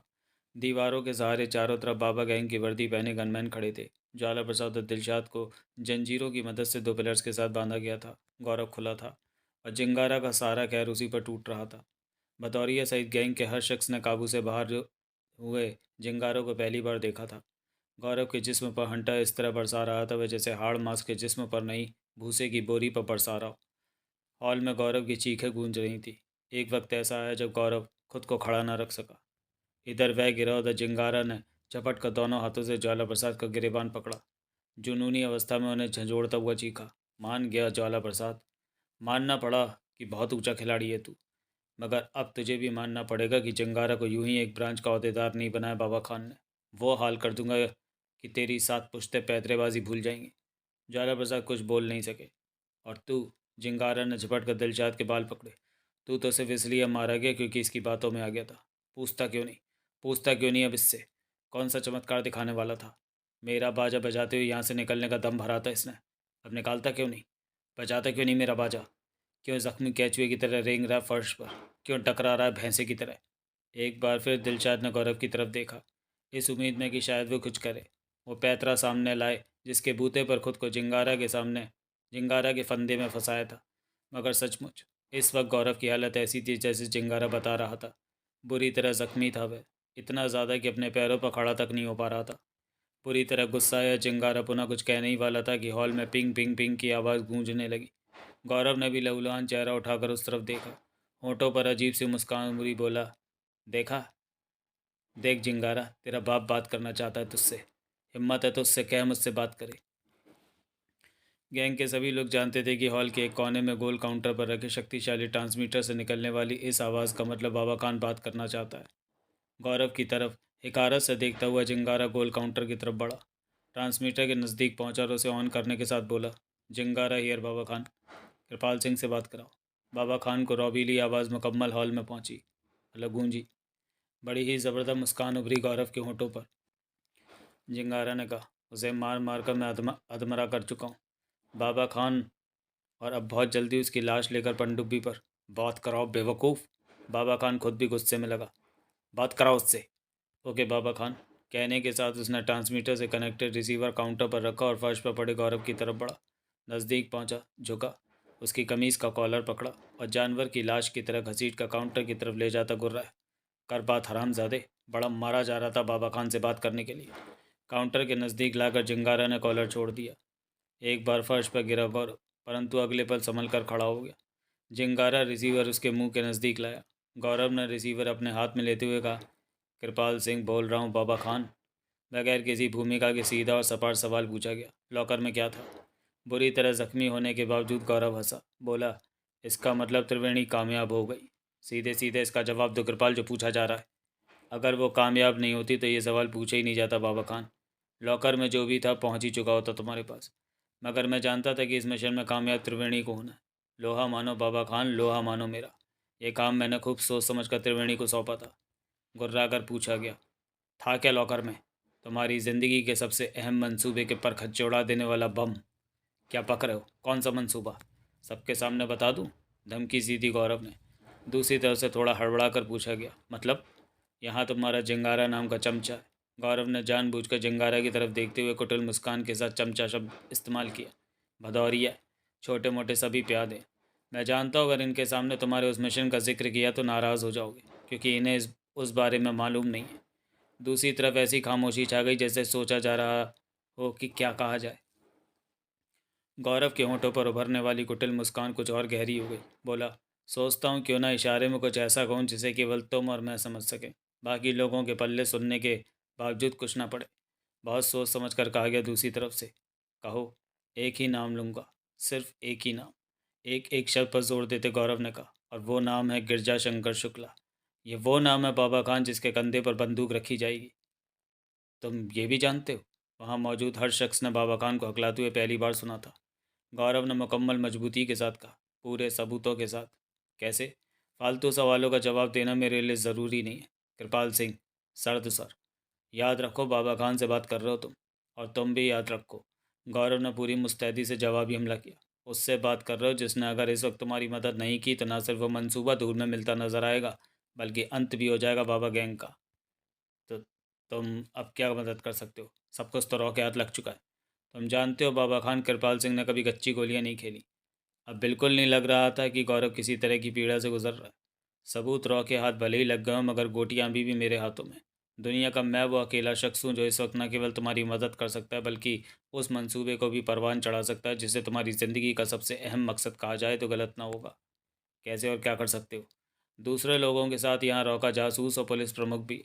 मेरे ख्याल से तुम नहीं चाहोगे ये बातें इनके सामने विस्तार पूर्वक की जाएं। बहरहाल, मसला कॉन्फिडेंशियल है। एक बार फिर खामोशी छा गई दूसरी तरफ। रहस्य में खामोशी थी वह और गौरव रहस्य में खामोशी थी वह और गौरव साफ साफ खामोशी का आनंद लूटता नजर आ रहा था। बुरी तरह जख्मी होने के बावजूद पीड़ा का एक भी तो लक्षण नहीं था उसके फेस पर। दर्द का स्थान कुटिल और व्यंग्यात्मक मुस्कान ने ले लिया था। उसी मुस्कान के साथ जिंगारा की तरफ देख रहा था वो। उसकी मुद्रा जिंगारा का तन बदन सुलगाए दे रही थी। और कोई वक्त होता तो पुनः हंटर बरसाना शुरू कर देता, परंतु अब, जब तक बाबा खान बीच में था, कुछ भी तो नहीं कर सकता था वो, कुछ भी नहीं। खून कैसे घूंट पीकर रह गया जिंगारा। जिस अंदाज में गौरव ने बात की थी उस अंदाज में बाबा खान से बात करते पहले कभी किसी ने किसी को नहीं देखा था। आदमी बाबा खान से इस अंदाज में बात करे और जिंदा भी रहे, पश्चिम से सूर्योदय होने वाली घटना थी ये। भदौरिया सही सभी गौरव को इस तरह देख रहे थे जैसे अजूबे को देख रहे हो। ज्वाला प्रसाद और दिलशाद की समझ में अब धीरे धीरे आने लगा था कि गौरव वो चमत्कार दिखाने की तरफ बढ़ रहा है जिसे दिखाने का उसने दावा किया था। शुरू से बाबा खान से बात करने की मांग कर रहा था वो। तभी लंबी खामोशी के बाद गंभीर स्वर में कहा गया, चिंगारा। यस बाबा खान। जिंगारा ने तुरंत रिसीवर गौरव से छीनते हुए कहा, इसकी बात हमसे प्राइवेट ट्रांसमीटर पर कराओ। ना चाहते हुए जिंगारा को कहना पड़ा, यस बाबा खान। वहाँ इसके साथ केवल तुम होगे। ओके बाबा खान। जिंगारा ने कहा, ज़रूर। परंतु दूसरी तरफ से शायद सुनने की कोशिश नहीं की गई। उससे पहले ही संबंध विच्छेद कर दिया गया था। आंखों में प्रतिद्वंदी वाले भाव लिए जिंगारा ने गौरव की तरफ देखते हुए ट्रांसमीटर ऑफ कर दिया। अगला दृश्य। अब बोलो, दूसरी तरफ से बाबा खान ने कहा, वर्तमान हालात में क्या कर सकते हो? इतना तो समझ ही गए होगे रॉ के साथ हाथ क्या लग चुका है। जितना समझ चुके हैं उससे ज़्यादा समझने की ज़रूरत नहीं रह गई है। लेकिन लेकिन हैरत की बात है, तुम उस सब के बारे में न केवल जानते हो बल्कि सबूतों के साथ सब कुछ लॉकर में भी रखा था। कैसे जानते थे तुम? कैसे कर सके इतना सब? इस बारे में भी अगर एक ही लाइन में जवाब दूँ तो बेहतर होगा। बोलो। गिरजाशंकर स्वीटी की मुट्ठी में और स्वीटी मेरी मुट्ठी में। ओह, तो ये वही खेल था जो रेवती के ज़रिए हम खेल रहे थे। कई मायनों में उससे भी कहीं ज़्यादा गहरा। एक बार फिर साबित हो गया हम जो ये मानते हैं कि औरत मर्द की सबसे बड़ी कमज़ोरी वह दुरुस्त है। बाबा खान का अफसोसजनक स्वरूप रहा। खैर, अब क्या हो सकता है। लॉकर में जो भी था एक कंप्यूटर डिस्क में। गौरव ने कहना शुरू किया। डिस्क लॉक्ड है। उसे खोलने वाला कोड केवल मैं जानता हूँ। इसलिए कहा था उन्हें मेरी ज़रूरत पड़ेगी। यानी अगर तुम उन्हें नहीं मिले तो वो उनके लिए काला अक्षर भैंस बराबर है। आपकी खूबी यही है बाबा खान, कम शब्दों में ज़्यादा बात समझ जाते हैं। तब तो हमें अभी चिंगारों को हुक्म देना चाहिए कि तुम्हें तत्काल ख़त्म कर दे। दूसरी तरफ से कहा गया, तुम होगे नहीं, डिस्क उनकी समझ में आएगी नहीं और हमारा मंसूबा परवान चढ़ जाएगा। अब इस तथ्य पर गौर फरमाइए कि कृपाल ने कभी कच्ची गोलियां नहीं खेली। एक शख्स है जिसके पास मैंने अपने कोर्ट्स का तोड़ छोड़ रखा है। मेरे आज उससे ना मिलने पर बड़ी खामोशी के साथ उसे एक ही काम करना है। ये कि चुपचाप रॉ के केंद्रीय ऑफिस जाए और इसके चीफ को मेरा दिया हुआ छोटा सा डिब्बा सौंप दे। अर्थात मेरी मौत तुम्हारे मंसूबे पर पानी बनकर फिरेगी। तुमसे बेहतर कोई नहीं जानता कि यदि वैसा रॉ की समझ में आ गया तो जो डिस्क में है, तो न केवल तुम्हारी बल्कि उनकी भी दुकान बंद हो जाएगी, तो जो तुम्हारे पीछे हैं। तुम ही कैसे रोक सकते हो इस दुकान को बंद होने से। सरल रेखा की तरह सीधा और चुटकी बजाने जैसा आसान तरीका है मेरे पास। जब मैं उन्हें कोड का तोड़ बता रहा हूँ तो सिर्फ एक बार हल्की सी चूक कर दूंगा। एक सिर्फ एक गलत बटन दबाते ही सारी डिस्क वॉश हो जाएगी। कुछ नहीं बचेगा उसमें और मैं आसानी से चूक के लिए उन्हें ही दोषी ठहरा दूंगा। क्या तुम सचमुच ऐसा कर सकते हो। गौरव ने कुटिल मुस्कान के साथ कहा। गोटियाँ अपने कब्जे में रखना कृपाल की पुरानी आदत है। लेकिन उस अवस्था में वे तुमसे पूछेंगे कि डिस्क में क्या था। कह दूंगा, बाबा खान ने एक ही दिन में हिंदुस्तान के हर शहर में एक साथ RDX के विस्फोट कराने का प्लान बना रखा है। डिस्क में उन ठिकानों के पते थे जहाँ RDX है, जो मुझे मुँह ज़बानी याद नहीं है। तुम ये झूठ कहोगे और वे यकीन मान लेंगे। चारा क्या होगा उनके पास। सवाल ही उठता है, तुम ऐसा करोगे क्यों। आज से नहीं बाबा खान, शुरू से मेरी आदत पता है तुम्हें। सौदे करने में माहिर हूँ। मुंह मांगी कीमत पर सामने वाले का काम करना पेशा है मेरा। घाटे में रहना मेरी फितरत नहीं। कीमत दो, काम लो। कीमत बोलो। नंबर 1, जो फ़ायदा गिरजाशंकर को होने वाला है वो मुझे होगा। नंबर 2, उसे कीमत नहीं वर्तमान हालत में मजबूरी कहा जाए तो बेहतर होगा। मतलब यह मजबूरी क्रिएट भी आप ही ने की है। साफ साफ कहो कृपाल, क्या कहना चाहते हो। मुझे ज्वाला प्रसाद और दिलशाद को यहाँ से चिंगारा का बाजा बजा कर निकलना होगा। चिंगारा का दिल धाड़ धाड़ करके बजने लगा। बाबा खान ने कहा, वजह। इन सबको त्रिवेणी और रॉ को बल्कि पूरे मुल्क को वही कहानी सच्ची लगनी चाहिए जो मेरे और गैंग के बीच चल रही है। मैं अपनी हत्या का बदला लेने के लिए पगलाया हुआ हूँ। और तुमने ये कह दिया है कि यदि मैं चिंगारा ग्रुप को नेस्तो नाबूद करने में कामयाब हो गया तो मुझे बाबा गैंग विजेता घोषित करोगे। और स्पष्ट करो, त्रिवेणी और उसका चीफ मेरे द्वारा कोर्ट के बताए गए नकली अर्थ को असली समझेंगी तब, जब मुझ पर यह मोहर होगी कि मैं चिंगारा शाखा को नेस्तो नाबूद करने वाला शख्स हूँ। और मेरे द्वारा इस सब को नेस्तो नाबूद होते खुद दिलशाद देखेगा, बल्कि उसकी नज़र में उसकी मदद से ही यह सब होगा। ये चाल चल रहा है बाबा खान, चाल चल रहा है हरामजादा। जिंगारा अब रहा नहीं गया तो चीख पड़ा, बहुत ही चालू चीज़ है ये। इसने पहले ही मेरा बाजा बजाते हुए यहाँ से निकलने का दावा किया था। ये आपको अपनी बातों के जाल में फंसाकर आप ही के हुक्म से अपने उस दावे को पूरा करने का खेल खेल रहा है। गौरव कुछ बोला नहीं। होंठों पर ऐसी मुस्कान लिए चिंगारे की तरफ देखा जैसे कह रहा हो, चीख बेटा, हलक फाड़ फाड़ कर चीख, मगर होगा वही जो मैं चाहता हूँ, जिसका मैंने दावा किया था। दूसरी तरफ से बाबा खान ने कहा, क्यों ना चिंगारा की बात को सच मान लिया जाए। मतलब, मुमकिन है तुम हमें झांसे में लेकर सिर्फ अपने दावे को पूरा करने के मिशन पर काम कर रहे हो। यहाँ से निकलने के बाद तुम बातों पर अमल ही ना करो जो कह रहे हो। दुख है, आप भी अपने इस चमचे के स्तर से ऊपर उठकर नहीं सोच पा रहे। गौरव चुपते स्वर में एक एक लफ्ज़ पर जोर देता कहता चला गया। आपको तो ये सोचना चाहिए जो कह रहा हूँ वो करूँगा क्यों नहीं। आपके मंसूबे पर पानी फेर कर मिलेगा, मिल क्या जाएगा मुझे। आप जानते हैं मुझे सिर्फ इस बात की परवाह रहती है कि मुझे क्या मिलने वाला है। और मुझे कुछ नहीं बल्कि बहुत कुछ केवल तब मिलेगा जब मैं वो करूँ जो कह रहा हूँ। बाबा खान की चुप्पी बता रही थी कि उसके पास गौरव के तर्क की काट नहीं है। गौरव ने गर्म लोहे पर कुछ यूं चोट की। यकीन नहीं है बाबा खान तो छोड़ो सौदेबाजी। अपने चमचे को मुझे मार डालने का हुक्म देकर कर लो अपनी बर्बादी के परवान पर साइन। तुम तो धमकी दे रहे हो, भूल रहे हो गिड़गड़ाना मेरी फितरत नहीं। अगर ये चाल है तो वाकई मावलस है। हमारी एक शाखा को हमारी हुक्म से तबाह करने वाले हो तुम। पहले ही कहा बाबा खान, मजबूरी है। इस ब्रांच को तबाह करके हमारा यहाँ से निकलना ही उन पर मेरा विश्वास पक्का कर सकता है। वाकई बेहद बेहद चालाक हो तुम। बाबा खान को कहना पड़ा, मजबूर कर देते हो सामने वाले को उसी लाइन पर चलने के लिए जिस पर चलाना चाहते हो। मगर यह नाटक होगा कैसे?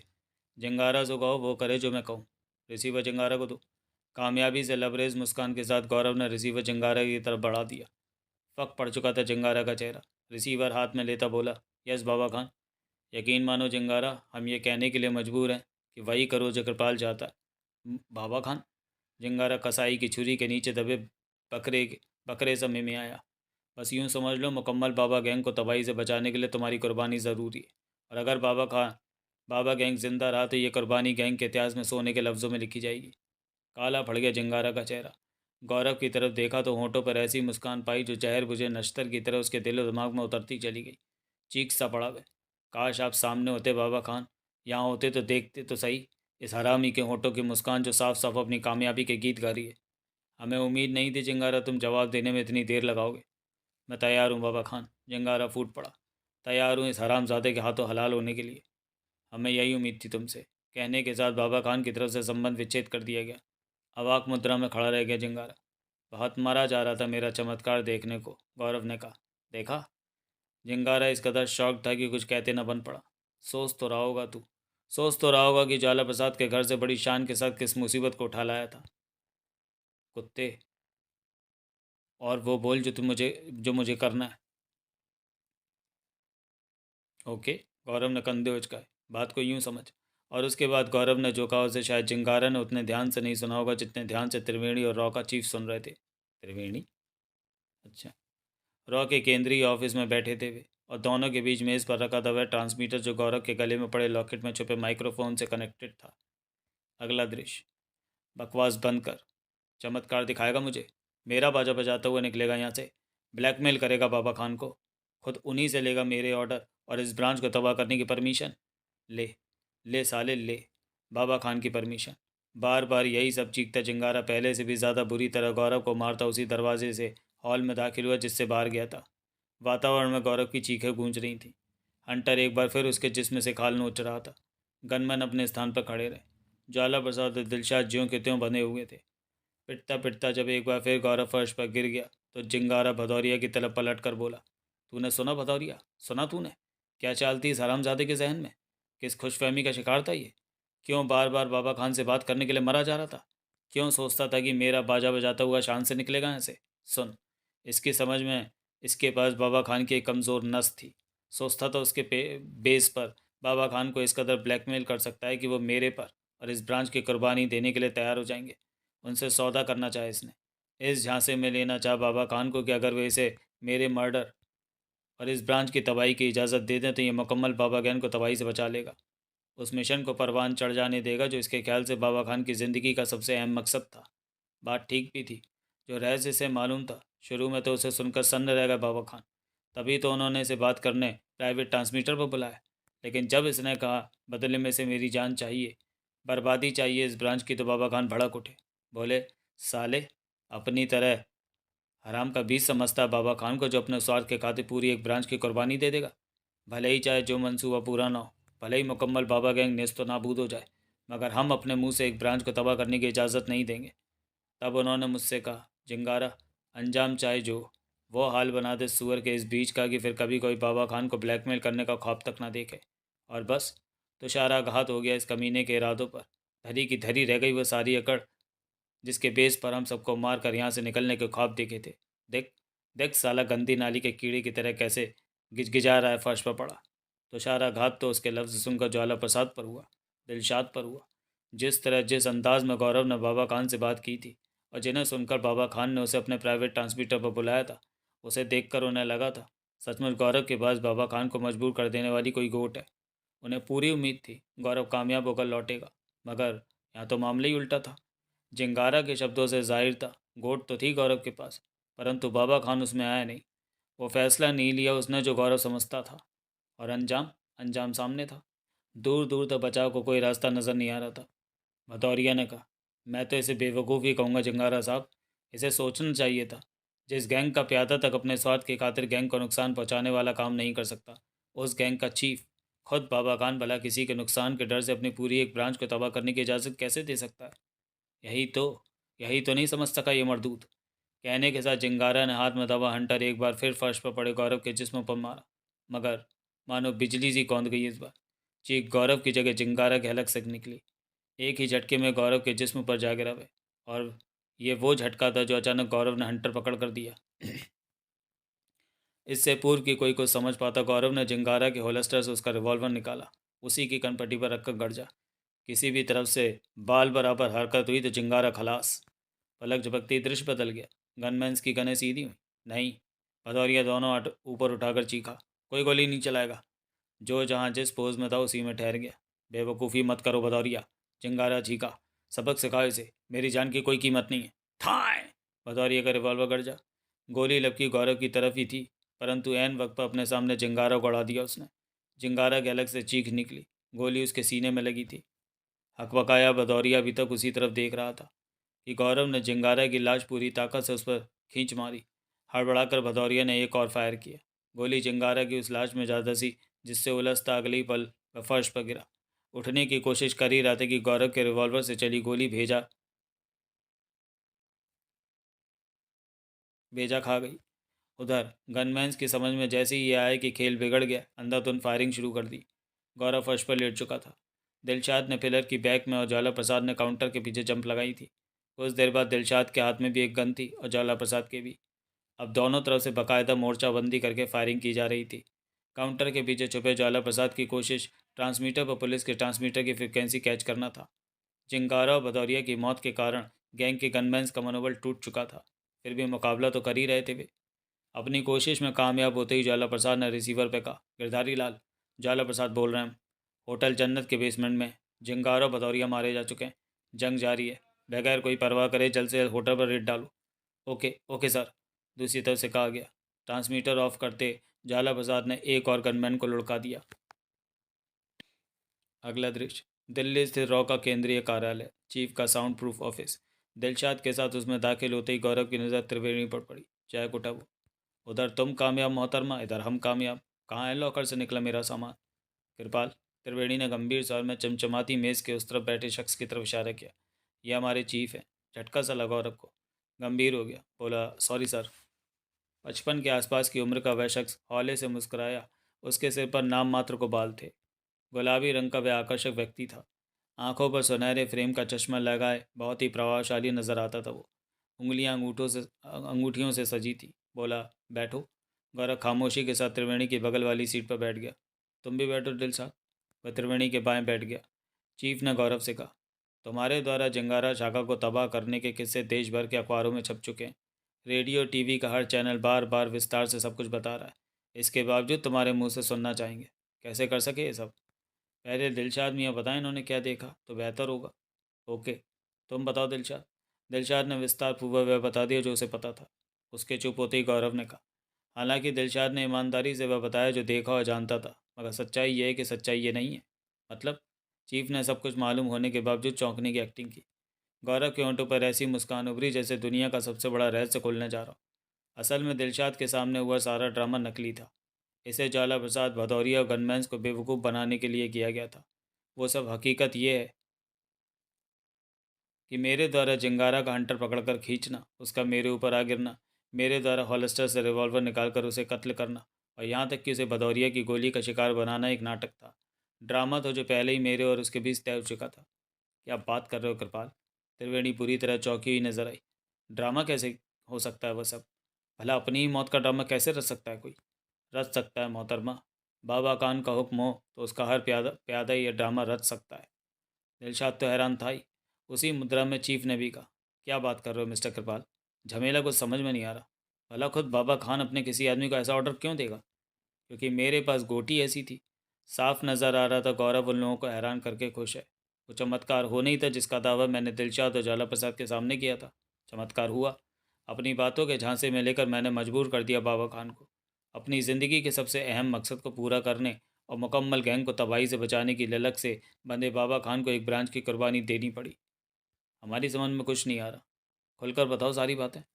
यह पेंच आपकी समझ में तब आएगा जब मैं प्राइवेट ट्रांसमीटर पर हुई बातें विस्तार पूर्वक बताऊंगा। तो बताऊँ ना, हम बेचैन हैं। और तब गौरव एक एक बात सच सच बताता चला गया। हैरान रह गए चीफ और त्रिवेणी। हालांकि वे बातें वे ट्रांसमीटर पर पहले ही सुन चुके थे। जानते थे उसने क्या खेल खेला। धारणा ये बनी थी कि कितना हरामी है ये शख्स। मगर अब जबकि उसने अक्षरश सच बता दिया तो एक ही झटके में धारणा बदल गई। चीफ को कहना पड़ा, यानी तुम डिस्क को वॉश करने वाले नहीं बल्कि उसका सही कोड बताकर फाइल्स खोलने का इरादा रखते हो। ऐसा ना करना होता तो क्या ये सब आपको बताता? मगर क्यों? क्यों से मतलब?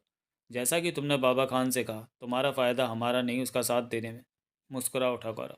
बोला, लगता है आपको भी वही बातें सच लगने लगी हैं जो मैंने बाबा खान से कही। हालांकि पूरा का पूरा झूठ भी नहीं है वो।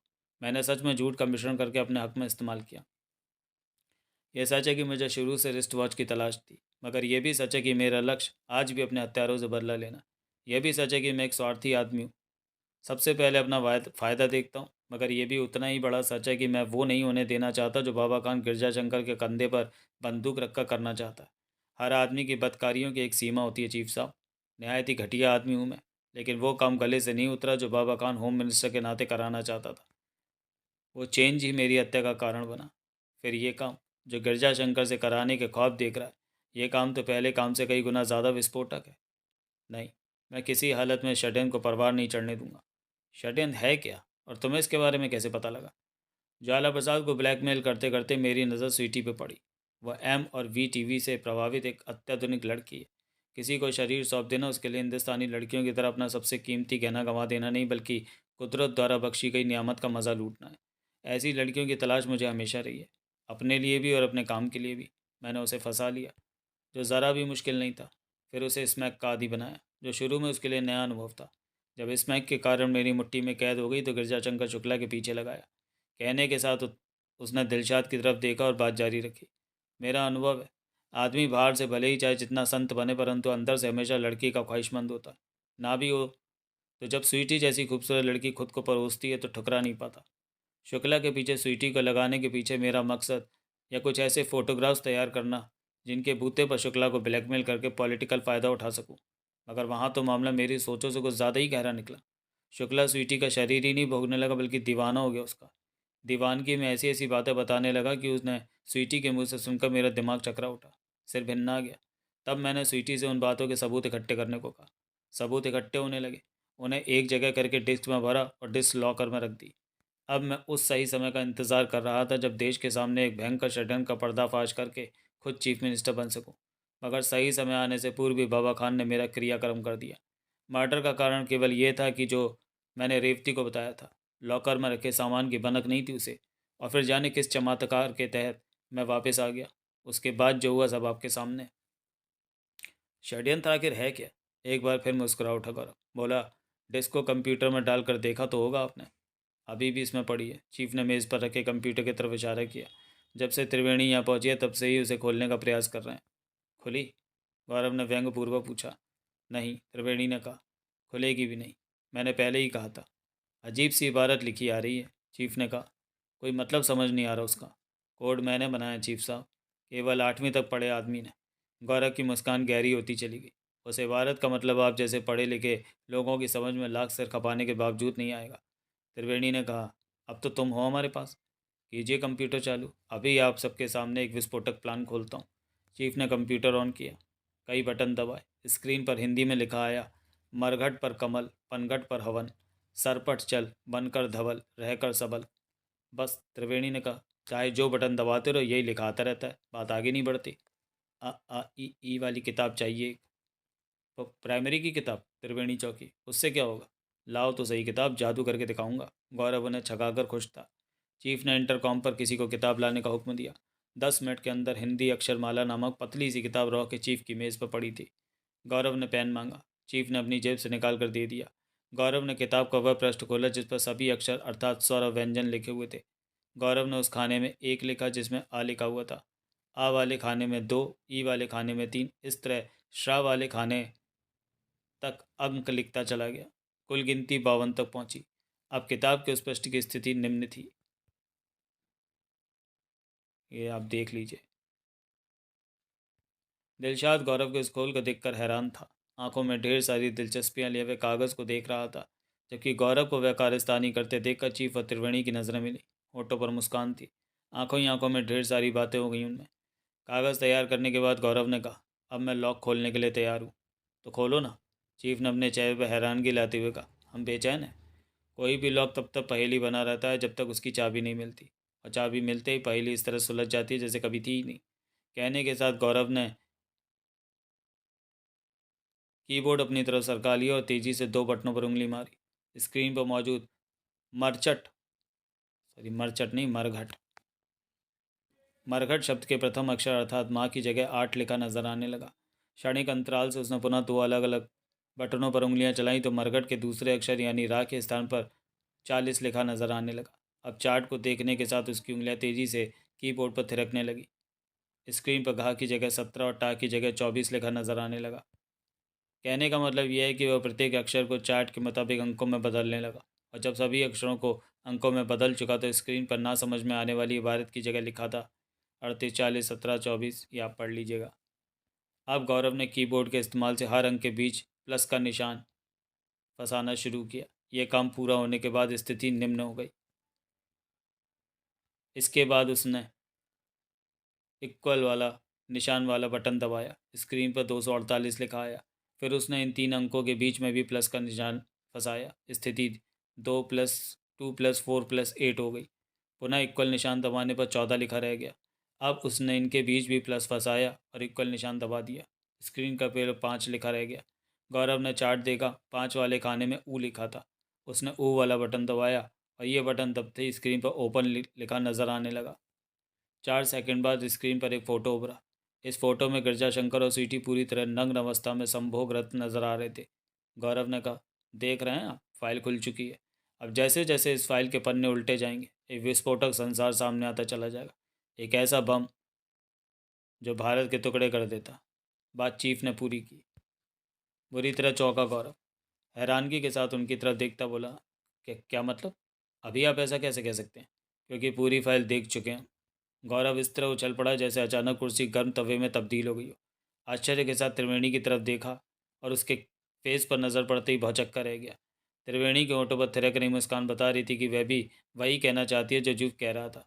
उन्हें इस हालत में देखकर गौरव जितना भले ही नहीं मगर हैरान दिलशाद भी था। त्रिवेणी कहती चली गई, अपने आप में हर आदमी होशियार बनता है कृपाल, मगर एक से बड़े एक उस्ताद पड़े हैं दुनिया में। ऊँट को पहाड़ के नीचे से गुजरने पर अपनी औकात पता लग जाती है। बड़ी मुश्किल से सिर्फ इतना निकल सका गौरव के मुंह से, क्या मतलब? रॉ के कंप्यूटर एक्सपर्ट्स पहले ही तुम्हारे कोड को तोड़ चुके हैं, चीफ ने कहा। हालांकि तुम्हारी तरह एकदम फाइल ओपन नहीं कर पाए वे, काफ़ी माथापच्ची करनी पड़ी।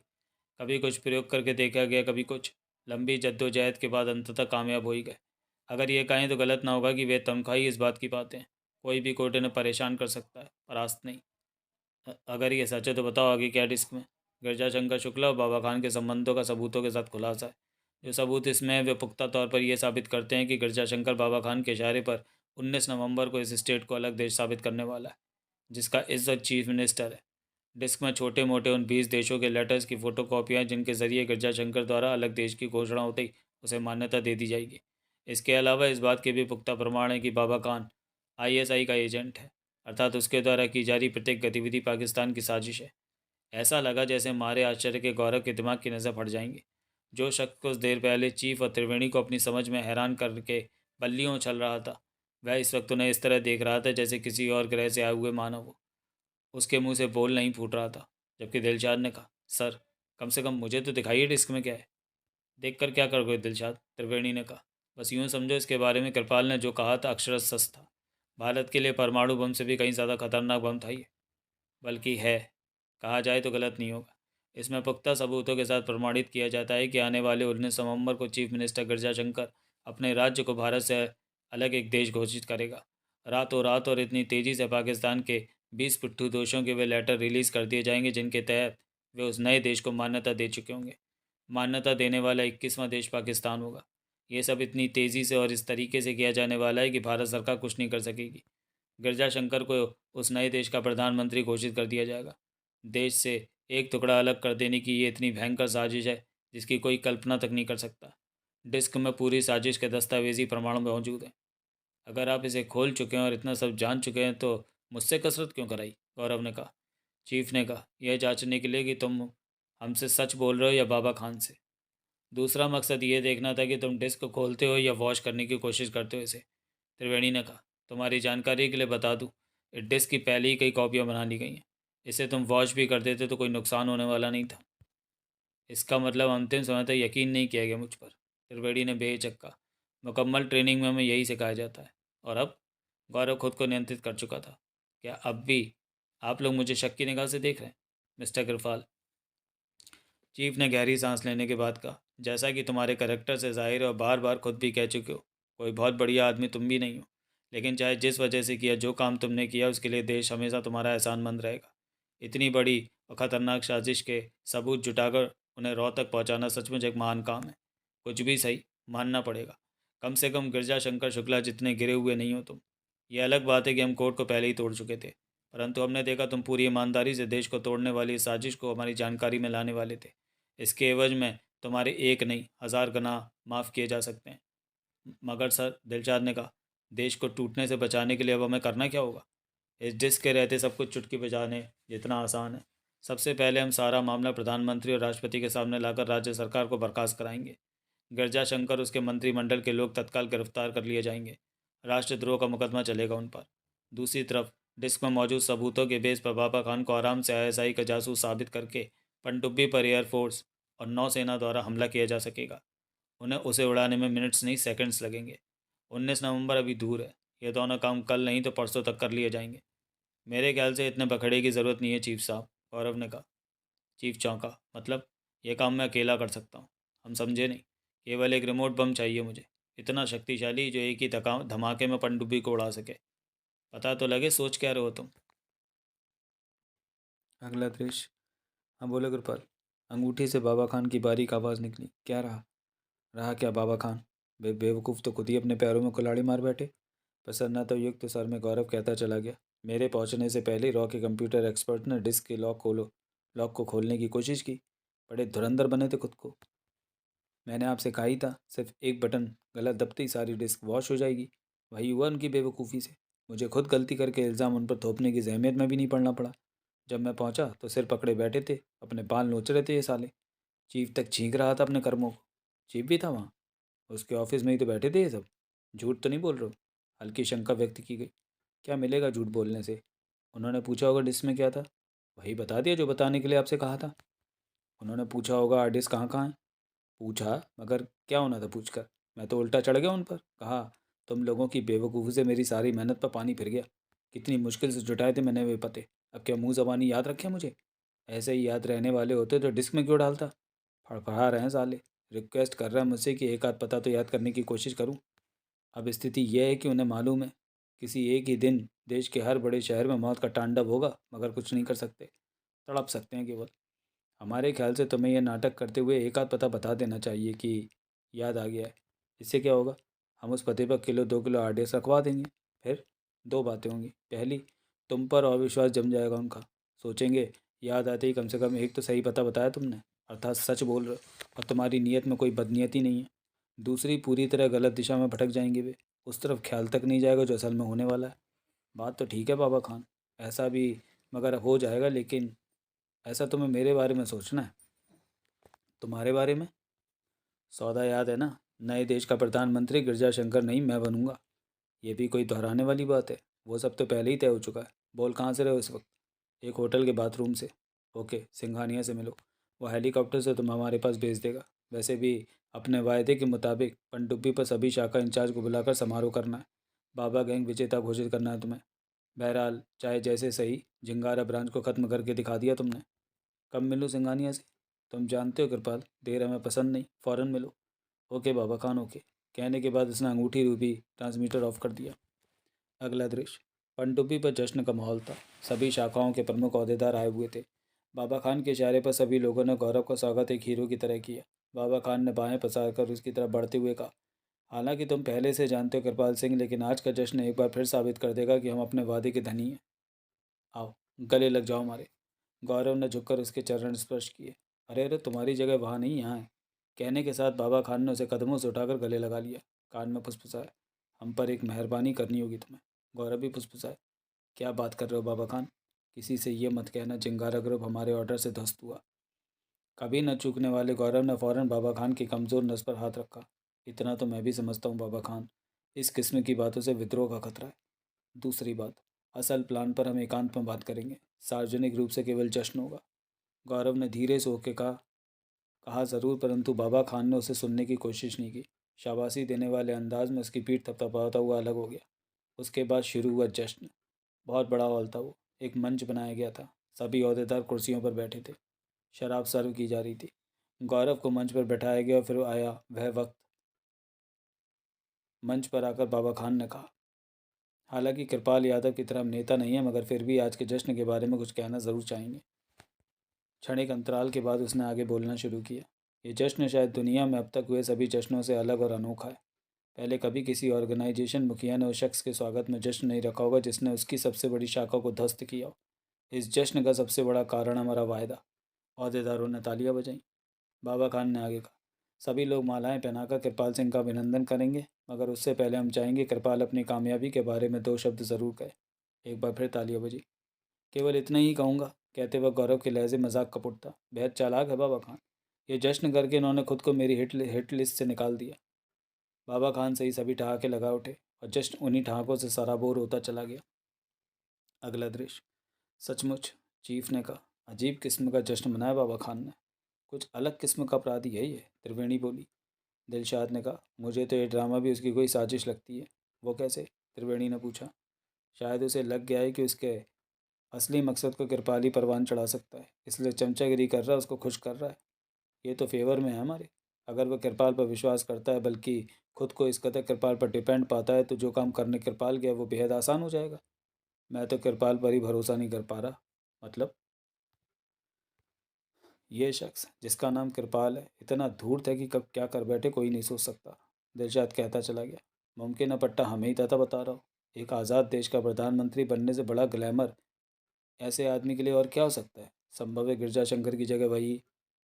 इन बातों पर अच्छी तरह गौर करने के बाद ही उसे वहाँ जाने की इजाज़त दी गई है। त्रिवेणी ने कहा, यह मत समझो दिलशाद कि हमने कृपाल को दूध का धुला मान लिया है, मगर सवाल यह है कि कर क्या सकता है वो। बाबा खान का असल प्लान हम जान चुके हैं। जिस क्षण चाहे पलीता लगा सकते हैं उसमें। ये ट्रांसमीटर बताता है कि भले ही चाहे जिस वजह से सही, मगर कृपाल ने न हमसे अभी तक कोई झूठ बोला है न छुपाया है। कंप्यूटर पर भी आजमाया गया, उसे खरा उतरा।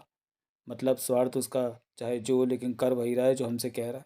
उस लाइन से अगर ज़रा भी हटाओ तो ये ट्रांसमीटर बता देगा और सारी डोरियाँ हमारे हाथ में। इसके अलावा वो आदमी भी हमारा है जो सिंघानिया के हेलीकॉप्टर में कृपाल को पनडुब्बी पर ले गया। Very good. मगर ऐसा किया क्या सोचकर आपने? चीफ ने मेज़ पर रखे ट्रांसमीटर की तरफ संकेत करते हुए कहा, यह हमें सुना सकता है, दिखा नहीं सकता। जो कुछ वहाँ होने वाला है चश्मदीद गवाह भी तो चाहिए उसका। त्रिवेणी ने कुछ कहने के लिए मुंह खोला ही था कि ट्रांसमीटर से बाबा खान की आवाज़ निकली। आओ आओ कृपाल, यहाँ हम आराम से बात कर सकते हैं। उम्मीद है आपकी सोचों में कोई परिवर्तन नहीं हुआ होगा। क्या इतने बड़े जश्न के बाद भी तुम इस बात के कायल नहीं हुए कि हम अपने वादे के पक्के हैं? कम से कम तब तक अपने मुंह से निकले लफ्ज़ों को नहीं उलटते जब तक सामने वाला चालबाजियाँ न कर रहा हो। आपको क्या पता मैं चालबाजी कर रहा हूँ या नहीं? खुद को अक्लमंद समझो कृपाल, मगर सामने वाले को बेवकूफ़ मत समझो। मतलब, केवल एक चालबाजी कर सकते थे तुम, ये कि रॉ वाले को डिस्क खोल कर दिखा देते और हमसे कहते कि तुमने उसे वॉश कर दिया है। क्या गारंटी है मैंने ऐसा नहीं किया? सबसे पहली और मजबूत गारंटी तो यही है कि अभी तक उस तरफ से कोई कार्रवाई नहीं हुई। अगर वो उन्हें पता लग जाता जो तुम्हारे मुताबिक डिस्क में था, तो हाथ पाँव फूल जाते रहो के तत्काल प्रधानमंत्री और राष्ट्रपति से मिलते और अभी तक गिरजा शंकर की सरकार बर्खास्त की जा चुकी होती। इधर पनडुब्बी पर भी ज़रूर हमला होता, क्योंकि उन सबूतों के उनके पास रहते हुए कानून के सामने ये तर्क रख सकते थे कि पाकिस्तान हमारे ज़रिए क्या करा रहा था। दूसरी गारंटी, तुम्हारा खुद यहाँ आना है। अगर दगा कर रहे होते, नए देश का प्रधानमंत्री ना बनना होता तुम्हें, तो ना यहाँ आने की आवश्यकता थी, ना ये रिस्क उठाते। रिस्क से मतलब, भले हो भले ही तुम चाहे जहाँ चाहे जो कर सको, मगर अच्छी तरह जानते हो पनडुब्बी पर केवल वो हो सकता है जो हम चाहें। यहाँ तक कि इस क्षण इसी क्षण चींटी की तरह मसल का वजूद खत्म कर सकते हैं तुम्हारा। वैसे भी अब तुम हमारे किसी काम के नहीं रहे। जो काम कर सकते थे कर चुके हो। थी बाबा खान, ये बात मेरे जहन में थी कि जब मैं डिस्क को वॉश करके यहाँ पहुँचूंगा तो आप क्यों गिरजा शंकर की जगह मुझे प्रधानमंत्री बनाने वाले मिशन पर काम करेंगे। क्यों आप मुझसे खुद को ब्लैकमेल करने का बदला नहीं लेंगे? क्यों नहीं आप मुझे मेरी चालाकियों का सबक सिखाने की कोशिश करेंगे? और कच्ची गोलियां खेलनी तुमने सीखी नहीं। ये बातें दिमाग में थीं, फिर भी यहाँ आए तो ज़रूर कोई गोट फिट करके आए होगे। ठीक समझा आपने। तो बताओ, क्या गोट फिट करके आए हो? रॉ के चीफ के नाम मैंने एक लेटर लिखा है। उसमें आपके असल प्लान यानी उसका खुलासा है जो डिस्क से वॉश हो चुका है। लेटर उसी के पास है जिसके पास कोर्ट का तोड़ था, और वो जानता है कि अगर मैं 24 घंटे के अंदर उससे ना मिलूँ तो सील बंद लेटर वहाँ जाकर किसे देना है। लेटर साबित भले ही कुछ ना कर सके, परंतु आपके असल प्लान की इन्फॉर्मेशन ज़रूर दे देगा रॉ को। और मैं समझता हूँ रॉ का चीफ सिर्फ इन्फॉर्मेशन के बेस पर तत्काल गिरजाशंकर सरकार को बर्खास्त करा देगा। इससे क्या होगा? अच्छा है, अच्छा पैतरा है। ऐसे पैतरों की उम्मीद तुमसे ही की जानी चाहिए। बाबा खान की इस आवाज़ के बाद ट्रांसमीटर से निकलकर रॉ के ऑफिस में ताली बजने की आवाज़ गूंजी। कुछ देर के लिए सन्नाटा छा गया। फिर गौरव की बुरी तरह चौंकी हुई आवाज़ सुनाई दी। तो तुम चंद्र प्रताप, तुम इनके कब्जे में? हाँ बरखुरदार, बाबा खान की आवाज़। चंद्र प्रकाश हमारे कब्जे में। वो हमारे कब्जे में जिसे तुम लेटर देकर आए थे। ये यही लेटर है ना? पढ़ो। पुनः खामोशी छा गई।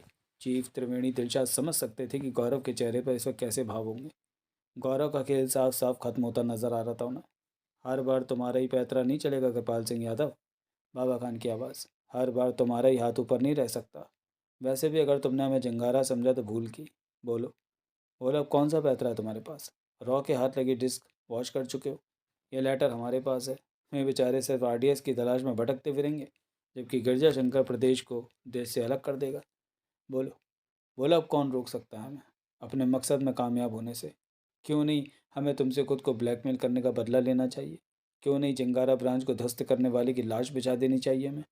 क्यों नहीं उस शख्स को सबक सिखाना चाहिए जो अब तक यहाँ आने से पूर्व तक पैतरेबाजी कर रहा था हमारे साथ? ये लेटर पैतरेबाजी नहीं तो क्या है? कबूल करता हूँ बाबा खान। गौरव पस्त हो चुका था। जिस तरह अब तक अपनी फतह कबूल की, उसी तरह शिकस्त भी कबूल करता हूँ। जो सलूक आप करना चाहें, जिस सलूक का हकदार मैं लगता हूँ वही करें। खेल खत्म हो चुका तो खत्म हो चुका। अगला दृश्य। यही यही अदा तो भाग गई है मैं तुम्हारी। गौरव के ठीक सामने खड़ा बाबा खान कहता चला गया। तुम्हारे फेस पर इस वक्त पस्ती जो है, मगर खौफ नहीं। वाकई मौत का डर तुम्हारे अंदर से निकल चुका है और नए देश का प्रधानमंत्री हमें ऐसा ही चाहिए, ठीक ऐसा ही। क्या मतलब? गौरव ने अपने लहजे में हैरानगी पैदा की। क्या मतलब बाबा खान? सांपों से खेलना हमारी मजबूरी है कृपाल सिंह। असल में ये काम कर ही सांप सकते हैं जो हमें कराने होते हैं। अब तो आदत सी पड़ गई है सांपों से खेलने की। मज़ा आने लगा है खेल में। कबूल करते हैं तुम हमारी ज़िंदगी में आए सबसे जहरीले सांप हो। ऐसे जिसका कांटा पानी नहीं मांग सकता। मेरी कुछ समझ में नहीं आ रहा बाबा खान। आखिर क्या कह रहे हैं आप? याद करो बरखुरदार, याद करो। अपने आशीर्वाद का हाथ हमने तुम्हारे सिर पर क्यों रखा था? इसलिए ना कि तुम एक नंबर के हरामी, धूर्त, मक्कार और धोखेबाज हो। असल में ऐसे ही लोग चाहिए हमें। भतौरिया जैसे लल्लू नहीं, जो इंचार्ज बनने की ख्वाहिश तो रखते हो मगर नंबर वन के खिलाफ गद्दारी करने से डरते हो। चंद्र प्रकाश के पास छोड़ा गया लेटर तुम्हारे द्वारा अपने हितों को सुरक्षित रखने के लिए बुना गया जाल था। गद्दारी नहीं थी हमसे। इरादा साफ है तुम्हारा। नए देश के प्रधानमंत्री बनना चाहते हो। कोई धोखा नहीं कर रहा हमसे। और इस वक्त हमारे लिए इतना काफ़ी है। सच यही है बाबा खान। गौरव ने ऐसे लहजे में कहा जैसे रुकी हुई धड़कनें पुनः चलने लगी। लेटर आपको धोखा देने के लिए नहीं बल्कि सिर्फ धोखा खाने की कंडीशन में आपको मज़ा चखाने के लिए लिखा था। अब आप समझ ही गए होंगे। यदि सब कुछ ठीक रहता तो मैं ये लेटर चंद्रप्रकाश से वापस ले लेने वाला था। समझ गए बरखुरदार, सब समझ गए हम। तभी तो गिरजा शंकर की जगह तुम्हें बैठाने का फैसला लिया है। एक तरफ वो लल्लू है जिसकी बेवकूफ़ी से इतना बड़ा प्लान लीक होकर मैं सबूतों के तुम्हारे लॉकर में पहुंच गया। दूसरी तरफ तुम हो जिसने अपने पैतरों से प्लान को पुनः पटरी पर ला पटका। कौन हुआ टैलेंटेड? कौन हुआ नए देश का प्रधानमंत्री बनने का असली हकदार? बेशक तुम। इस बड़े काम के लिए हमें बेवकूफ़ नहीं बल्कि गजब का पैतरेबाज चाहिए। ऐसा जो मौत तक से न डरता हो, ताकि एक्शन के वक्त भारत सरकार की तरफ से उठाए गए पैंतरों के जवाब दे सके। घुटने न टेकते किसी हिंदुस्तानी धमकी के सामने। करना क्या होगा मुझे? चीफ मिनिस्टर बनने की तो बात ही दूर, इस शरीर के साथ तो विधानसभा में कोई घुसने तक नहीं देगा मुझे। विधायक तक नहीं हूँ। यही तो खूबी है इस देश के संविधान की। आदमी विधायक नहीं है तो क्या हुआ? उसे पब्लिक ने नहीं चुना तो अभी क्या हुआ? चीफ मिनिस्टर तो बन ही सकता है वह। चुनाव भी लड़ लेगा 6 महीने के अंदर अंदर। फिलहाल करना हमें सिर्फ इतना है कि गिरजा शंकर को यहाँ बुलाएंगे, प्रोग्राम में तब्दीली की सूचना देंगे उसे, साथ ही रिज़ाइन देने का हुक्म देंगे। इधर ये रिज़ाइन देगा, उधर हमारे इशारे पर वही विधायक सदन में तुम्हें नेता चुनेंगे जो आज तक गिरजा शंकर को नेता माने हुए हैं। ये सुनकर क्या गिरजा शंकर? भूल रहे हो बरकुरदार, भूल रहे हो तुम। हमने अभी अभी कहा गिरजा शंकर तुम जितना जहरीला नहीं है कि बाबा खान के सामने आके तरेरे बैठे। और पॉलिटिक्स ने अगर इतना जहरीला बना भी दिया होगा उसे तो तुम देख ही चुके हो। अच्छे से अच्छे साहब का जहर उतारना आता है हमें। बहरहाल कुछ देर पहले जहर तो तुम्हारा भी उतारा है। गौरव चुप रह गया। बस इतना याद रखना, बाबा खान ने डन वाले अंदाज में अंगूठा दिखाते हुए कहा, तारीख में कोई रद्दोबदल नहीं होगा। 19 नवंबर तय है। अलग प्रदेश की घोषणा कर दोगे तुम, रातों रात मान्यता मिल जाएगी। ओके बाबा खान। गौरव ने भी इन वाले अंदाज में अंगूठा दिखाया। ओके। अगला दृश्य। पनडुब्बी इस वक्त समुद्र की छाती पर तैर रही थी। गौरव को वहां लाने वाला पायलट हेलीकॉप्टर में ही बैठा हुआ था और हेलीकॉप्टर खड़ा था पनडुब्बी के डेक पर। गौरव और बाबा खान को आता देखते ही पायलट हेलीकॉप्टर से उतरकर सम्मानपूर्वक एक तरफ खड़ा हो गया। हेलीकॉप्टर के नज़दीक ठटक कर गौरव ने कहा, ओके बाबा खान, चलता हूँ, गुड लक। वह हेलीकॉप्टर में चढ़ गया। पायलट ने भी अभिवादन किया और अपनी सीट संभाल ली। गौरव ने उससे इतना ही कहा, चलो। इधर पायलट ने इंजन स्टार्ट किया, उधर बाबा खान वापस चल दिया। कुछ देर बाद हेलीकॉप्टर समुद्र के ऊपर हवा में था। पनडुब्बी से दूर जाने लगा, मगर गौरव की नज़र पनडुब्बी पर ही थी। एक निश्चित दूरी पर पहुंचने के बाद उसने पायलट से कहा, वापस पनडुब्बी की तरफ चलो। क्यों साहब? पायलट ने चौंकते हुए पूछा। सवाल नहीं, गौरव का लहजा कठोर था। जो कहा जा रहा है वो करो। पायलट, जो असल में रॉ का जासूस था, मगर एक्टिंग तो उसे सिंघानिया की नौकर की ही करनी थी, सो बगैर गौरव से बहस किए हेलीकॉप्टर की दिशा बदल दी। वैसे भी उसका काम गौरव से बहस करना नहीं था। उसका काम था जो देखे सुने उसकी रिपोर्ट चीफ को दे। गड़गड़ाता हेलीकॉप्टर पनडुब्बी के ऊपर पहुंच गया। अब साहब? पायलट ने पूछा। पनडुब्बी के चारों तरफ चक्कर काटते रहो। पायलट ने वही करना शुरू किया। कुछ देर बाद पनडुब्बी धीरे धीरे समुद्र के गर्भ में समाने लगी। इस दृश्य को देखते ही गौरव ने थोड़े उत्तेजित अंदाज में कहा, ऊंचाई कम करो, पनडुब्बी की तरफ चलो, यूँ समझो उस पर लैंड करना। कि क्या बात कर रहे हैं साहब? अब लैंड कैसे हो सकता है? पनडुब्बी समुद्र के अंदर जाने लगी। बहस नहीं, वो कहो जो कहा है, वो करो जो कहा है, जल्दी। पनडुब्बी पूरी नहीं डूबनी चाहिए। पायलट ने लैंड करने वाले अंदाज में झुकाई दी। अब हेलीकॉप्टर डेक के ठीक ऊपर था। पनडुब्बी का केवल एक चौथाई हिस्सा पानी में गुम हुआ था, बाकी अभी ऊपर ही था कि गौरव ने कोट की भीतरी जेब से शक्तिशाली रिमोट निकाला। पायलट चीखा, साहब ये क्या कर रहे हैं आप? गौरव ने ज़रा भी ध्यान नहीं दिया उसकी बात पर। रिमोट वाला हाथ पनडुब्बी की तरफ लटकाया और अंगूठे से लाल बटन दबा दिया। धड़ाम! एक भयंकर विस्फोट हुआ। फिर छोटे छोटे धमाके, धूम धूम धूम। पनडुब्बी के परखच्चे उड़ते साफ नजर आए। आग ही आग फैल गई पानी पर। पायलट पुनः चीखा, ये क्या किया साहब? शड़प! गौरव ने उसे डांटा। ऊपर ऊपर उठा बेवकूफ़, वापस चल, वरना हिंदुस्तान के टुकड़े करने का ख्वाब देखने वाले के टुकड़ों में तेरे और मेरे भी टुकड़े मिल जाएंगे। अगला दृश्य। कि क्या, ये क्या कह रहे हैं आप? गिरजा शंकर हाथों से मानो तोते उड़े हुए थे। बुरी तरह बौखलाया हुआ हिस्टीरियाई अंदाज में चीख रहा था वो। कैसे हो सकता है ऐसा? अचानक क्यों राष्ट्रपति बर्खास्त कर देंगे मेरी सरकार? ज़रूर कुछ गलतफहमी है राज्यपाल महोदय। आप वायरलेस पर दोबारा बात कीजिए। ज़रूर सुनने में भूल हुई है आपसे। बात सिर्फ सुनने तक सीमित नहीं है शुक्ला जी, राज्यपाल ने धीर गंभीर स्वर में कहा। फैक्स आ चुका है केंद्र से, देख भी चुके हैं आप। क्या वैल्यू है फैक्स की? फैक्स तो कोई भी भेज सकता है। महामहिम के साइन है इस पर, राष्ट्रपति भवन से भेजा गया है। कमाल की बात है। मेरी समझ में नहीं आ रहा ऐसा कैसे हो सकता है। अचानक कौन सा पहाड़ टूट पड़ा जो मेरी सरकार बर्खास्त कर दी गई? अभी अभी कुछ देर पहले तक तो सब ठीक था। हम किसी सवाल का जवाब देने की स्थिति में नहीं है, राज्यपाल ने कहा। बस इतनी ही सूचना देने आपको बुलाया था कि तत्काल आदेश से वर्तमान विधानसभा भंग कर दी गई है। इस वक्त स्टेट में राष्ट्रपति शासन है। ऐसा क्यों हुआ, कैसे हुआ, यह आप अपने स्तर पर केंद्र से पूछें। बहरहाल केंद्र में भी आप ही की पार्टी की सरकार है, प्रधानमंत्री भी आप ही के हैं। उनकी मर्जी के बगैर तो हो नहीं गया होगा ये फैसला। फैक्स में साफ साफ लिखा है कि केंद्रीय मंत्रिमंडल की आपातकालीन मीटिंग बुलाई गई, विधानसभा को भंग करने का फैसला लिया गया। राष्ट्रपति ने उनकी सिफारिश पर ही फैक्स भेजा है। असल बात तो यही है। केंद्र में किसी और पार्टी की सरकार होती तो मैं समझ जाता ये कार्रवाई बदले की भावना से की गई है। मेरी उपलब्धियां नहीं झिली होंगी उनसे, मगर गिरजा शंकर का वाक़ अधूरा रह गया। कक्ष में रॉ का चीफ, त्रिवेणी, दिलशाद और रॉ के चार पांच गनमैन दाखिल हुए थे। राज्यपाल ने इस तरह स्वागत किया जैसे वह उनके संभावित आगमन के बारे में पहले से जानता हो। गिरजा शंकर हकबकाया से उन्हें देख रहा था। चीफ ने राज्य महोदय को अभिवादन करने के बाद बड़े आराम से गिरजाशंकर से कहा, माफ़ करें शुक्ला जी, मेरे पास आपका गिरफ्तारी वारंट है। स्टैचू सा बना खड़ा रह गया गिरजाशंकर, बात जैसे समझ में ना आई हो। चौंका जब जब चीफ के इशारे पर हथकड़ी पहनाई जाने लगी। पागलों की तरह चीखा वो, क्या है ये सब, क्यों हो रहा है मेरे साथ? अगला दृश्य। ये झूठ है, झूठ है। वो रॉ की टॉर्चर चेयर पर बैठा गिरजाशंकर अलग फाड़ फाड़ कर चिल्ला रहा था। मेरी बात समझने की कोशिश कीजिए त्रिवेणी जी, कोई गलतफहमी हो गई है आप लोगों को। मेरे संबंध और बाबा खान से किसी ने बहका दिया है आपको। अरे बाबा खान तो मेरा दुश्मन ही इसलिए था क्योंकि मैं उसके प्रभाव में नहीं आया। मैंने तो रूबरू देखा तक नहीं उसे। और इसे कहने के साथ चीफ ने दरवाजे की तरफ इशारा, टॉर्चर रूम का दरवाज़ा खुला। स्वीटी अंदर दाखिल हुई। उसे देखते ही मानो लकवा मार गया गिरजाशंकर को। सारी चीख चिल्लाट एक ही क्षण में काफिर हो गई। त्रिवेणी ने व्यंग्यपूर्वक कहा, कह दीजिए इसे भी नहीं जानते। गिरजाशंकर को काटो तो खून नहीं, सट्टी पिट्टी गुम। ये पुलिस का नहीं, रॉ का टॉर्चर रूम है मिस्टर गिरजाशंकर। यहाँ आपको जुर्म कबूलवाने के लिए नहीं बल्कि ये बताने के लिए लाया गया है कि आपने किया क्या है। चीफ ने कुर्सी के ठीक सामने ऊंची मेज़ पर रखे कंप्यूटर की तरफ बढ़ते हुए कहा, हम लोग 3rd डिग्री का इस्तेमाल करके जुर्म कबूल नहीं कराते, बल्कि ठोस सबूत दिखाकर जुबान पर ताला डाल देते हैं। कहने के साथ उसने कंप्यूटर ऑन कर दिया। कुछ देर बाद स्क्रीन पर संभोगरत गिरजाशंकर और सीटी नजर आए। क्या अब भी आप इनकार कर सकते हैं? त्रिवेदी ने पूछा। सोचिए, चीफ बोला। ये और ऐसे अनेक फ़ोटो पब्लिक के सामने पहुंच जाए तो क्या होगा?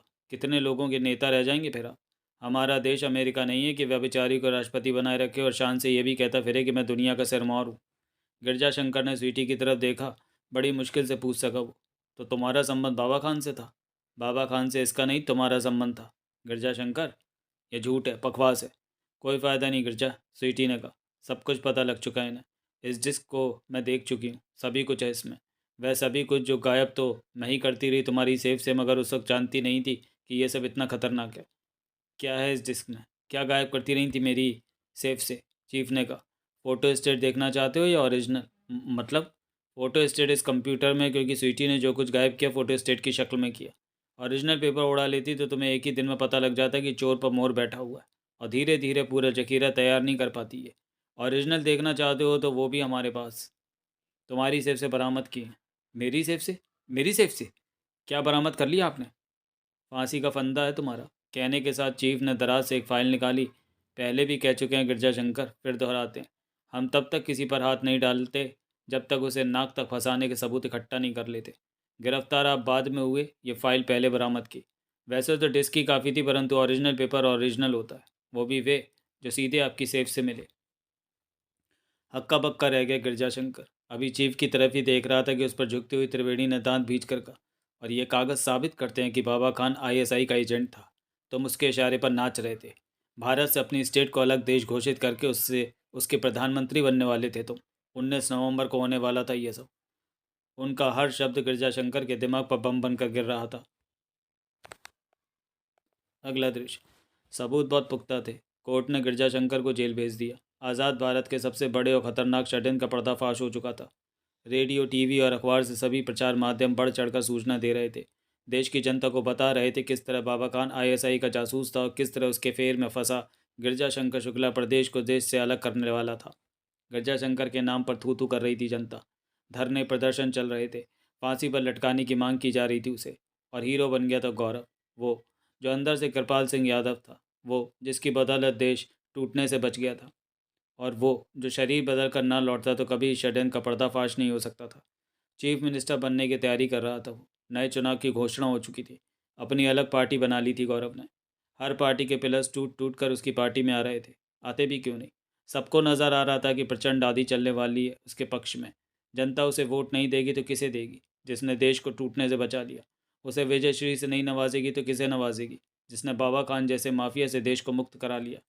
वैसे भी, क्योंकि सब जान चुके थे वो बाहर से कुछ और है, अंदर से कुछ और। सभी रूबरू देखना चाहते थे उस विचित्र मानव को, लोगों का हीरो जो था। जहाँ जाता भीड़ का सैलाब उमड़ पड़ता। कानूनी मजबूरी के कारण हालांकि चुनाव व गौरव के नाम से लड़ रहा था, परंतु इंटरव्यू और चुनाव सभाओं में खुद को कृपाल सिंह बताता, उसी के रूप में बातें करता। फूलवती अपनी पार्टी सहित उसकी पार्टी में आ मिली थी। फार्म हाउस की इमारत का पुनर्निर्माण करा लिया गया था। वही बनाया गया था पार्टी का मुख्यालय।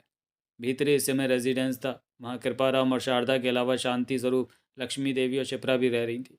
उन्हें उम्मीद थी कि एक दिन गौरव की याददाश्त जरूर वापस आएगी। और एक सुबह, तब जब गौरव चुनावी दौरे पर निकलने वाला था, तो त्रिवेणी वहाँ पहुंची। उसे देखते ही मुस्कुराया गौरव। हाथ जोड़ता हुआ बोला, आओ मोहतरमा, बैठो। कोई फ़ायदा नहीं हाथ जोड़ने से। मेरा मेरी वोट तुम्हारे प्रदेश में नहीं है। ठाका लगा उठा गौरव। वैसे जच रहे हो इस लिबास में? त्रिवेणी ने उसे ऊपर से नीचे तक देखते हुए कहा। हंस की तरह सफ़ेद खद्दर का बेदाग कुर्ता, इसी कपड़े का अली कड़ी पैजामा और नेहरू टोपी।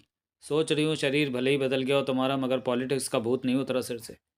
पॉलिटिक्स भूत नहीं, एक पकवान है मोहतरमा।